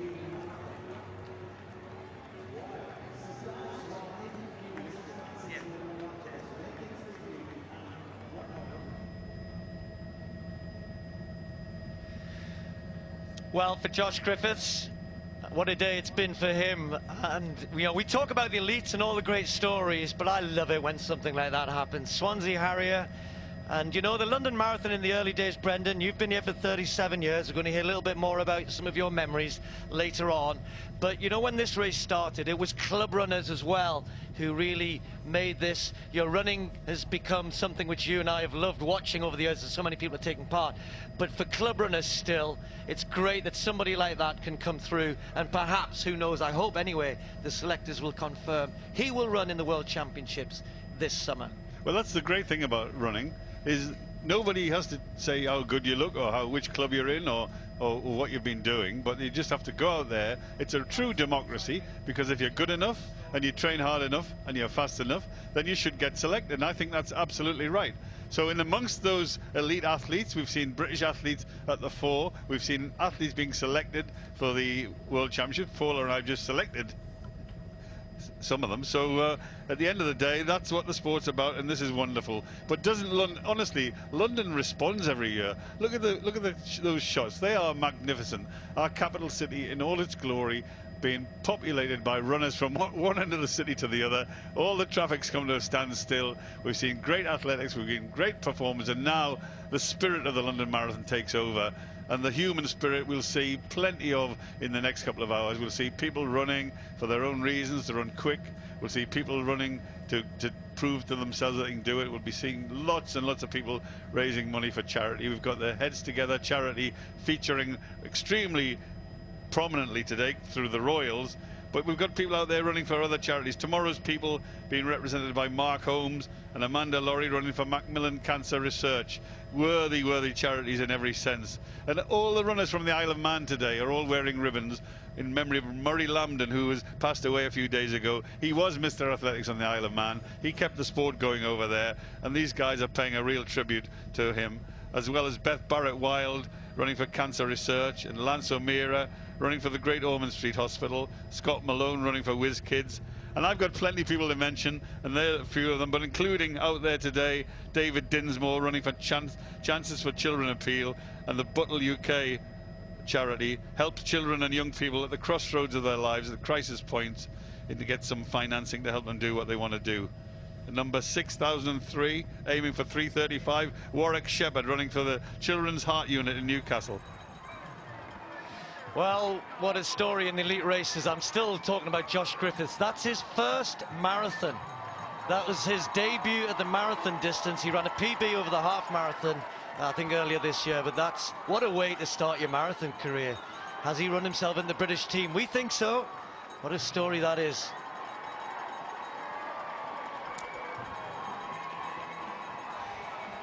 I'll tell you what, we have to give a bit of thanks as well for that tip to Derek Hawkins, who was obviously following Josh Griffiths' progression through this race and let us know that he was moving so strongly through that field. And of course he joins Derek's brother Callum on the team, and many of the guys who will have come through the British ranks will know Bud Boldaro very, very well. So Bud's son Jamie is out there raising money for Parkinson's UK and for Bud's run, so we hope Jamie's going well as well. Well, we had a couple of great races, and we had a world record in the women's elite race, and we had a fantastic race in the men's as well. Daniel Wanjiru beating Kenenisa Bikili.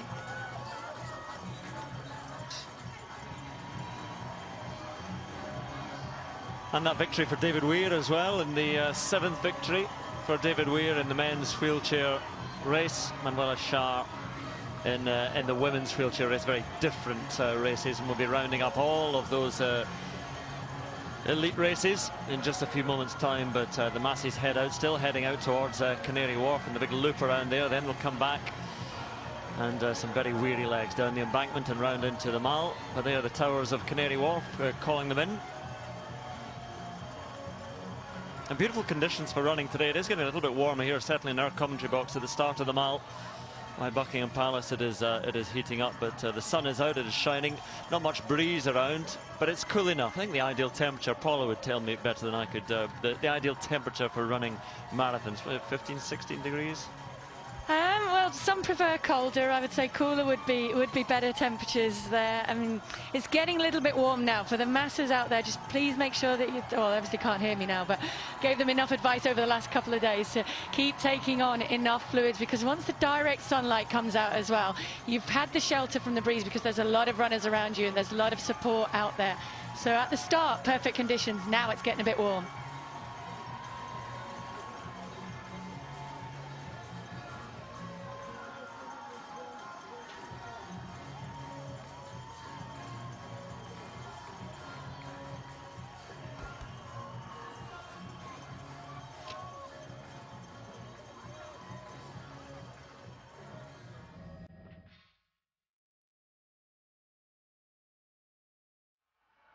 So, as we mentioned in the men's wheelchair race, what a finish it was. David Weir down the mile, just out sprinting Marcel Hoog, the favourite, the defending champion, but it was London Marathon victory number 7 for David Weir, and what a way to win it.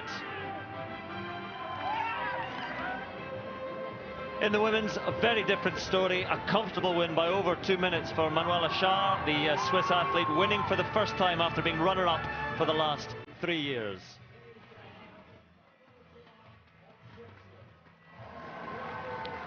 History was made in the women's elite race. Mary Katani breaking the world record for the women's only race, 2 hours 17 and 1 second, and Tirnesh Dibaba chased her home to become the 3rd fastest female marathoner of all time. It was a brilliant, brilliant performance.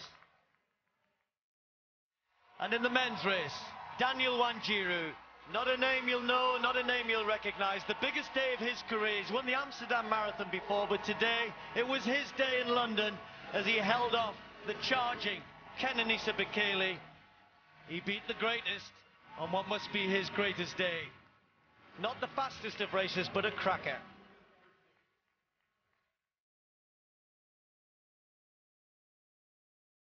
This is how they finished in the World Para-Athletics Marathon World Cup, the wheelchair race for the T53 54s. And David Weir, there it is, number 7 ahead of Marcel Hoog, with Rafael Jimenez taking 3rd place. And in the women's, a big victory as expected, without Tatjana McFadden, the American, who couldn't make it over for this one.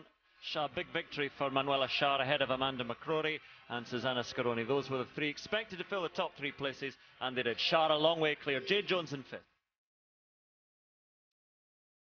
In the women's elite, that winning time, 2:17.01 for Katani. Dibaba becomes the 3rd fastest with 2:17.56. Mergia took 3rd spot. Very tired athletes, but the British race was won by Ali Dixon just ahead of Charlotte Purdue and Tracy Barlow. Those 3 should be selected for the World Championship. Sadly, Joe Pavey had to drop out at around 16 miles. The winning time for Daniel Wanjiru, he probably won't care too much about that. Not far outside his personal best, 2 hours, 5 minutes and 48 seconds ahead of Kenenisa Bekele. A debut run, a very good one from Bidan Kuroki to take 3rd spot. And Josh Griffiths from Swansea was the first British athlete home and will be selected, we think, to join Callum Hawkins with Robbie Simpson in the World Championship team. They are the elite race headlines from the 2017 Virgin Money London Marathon.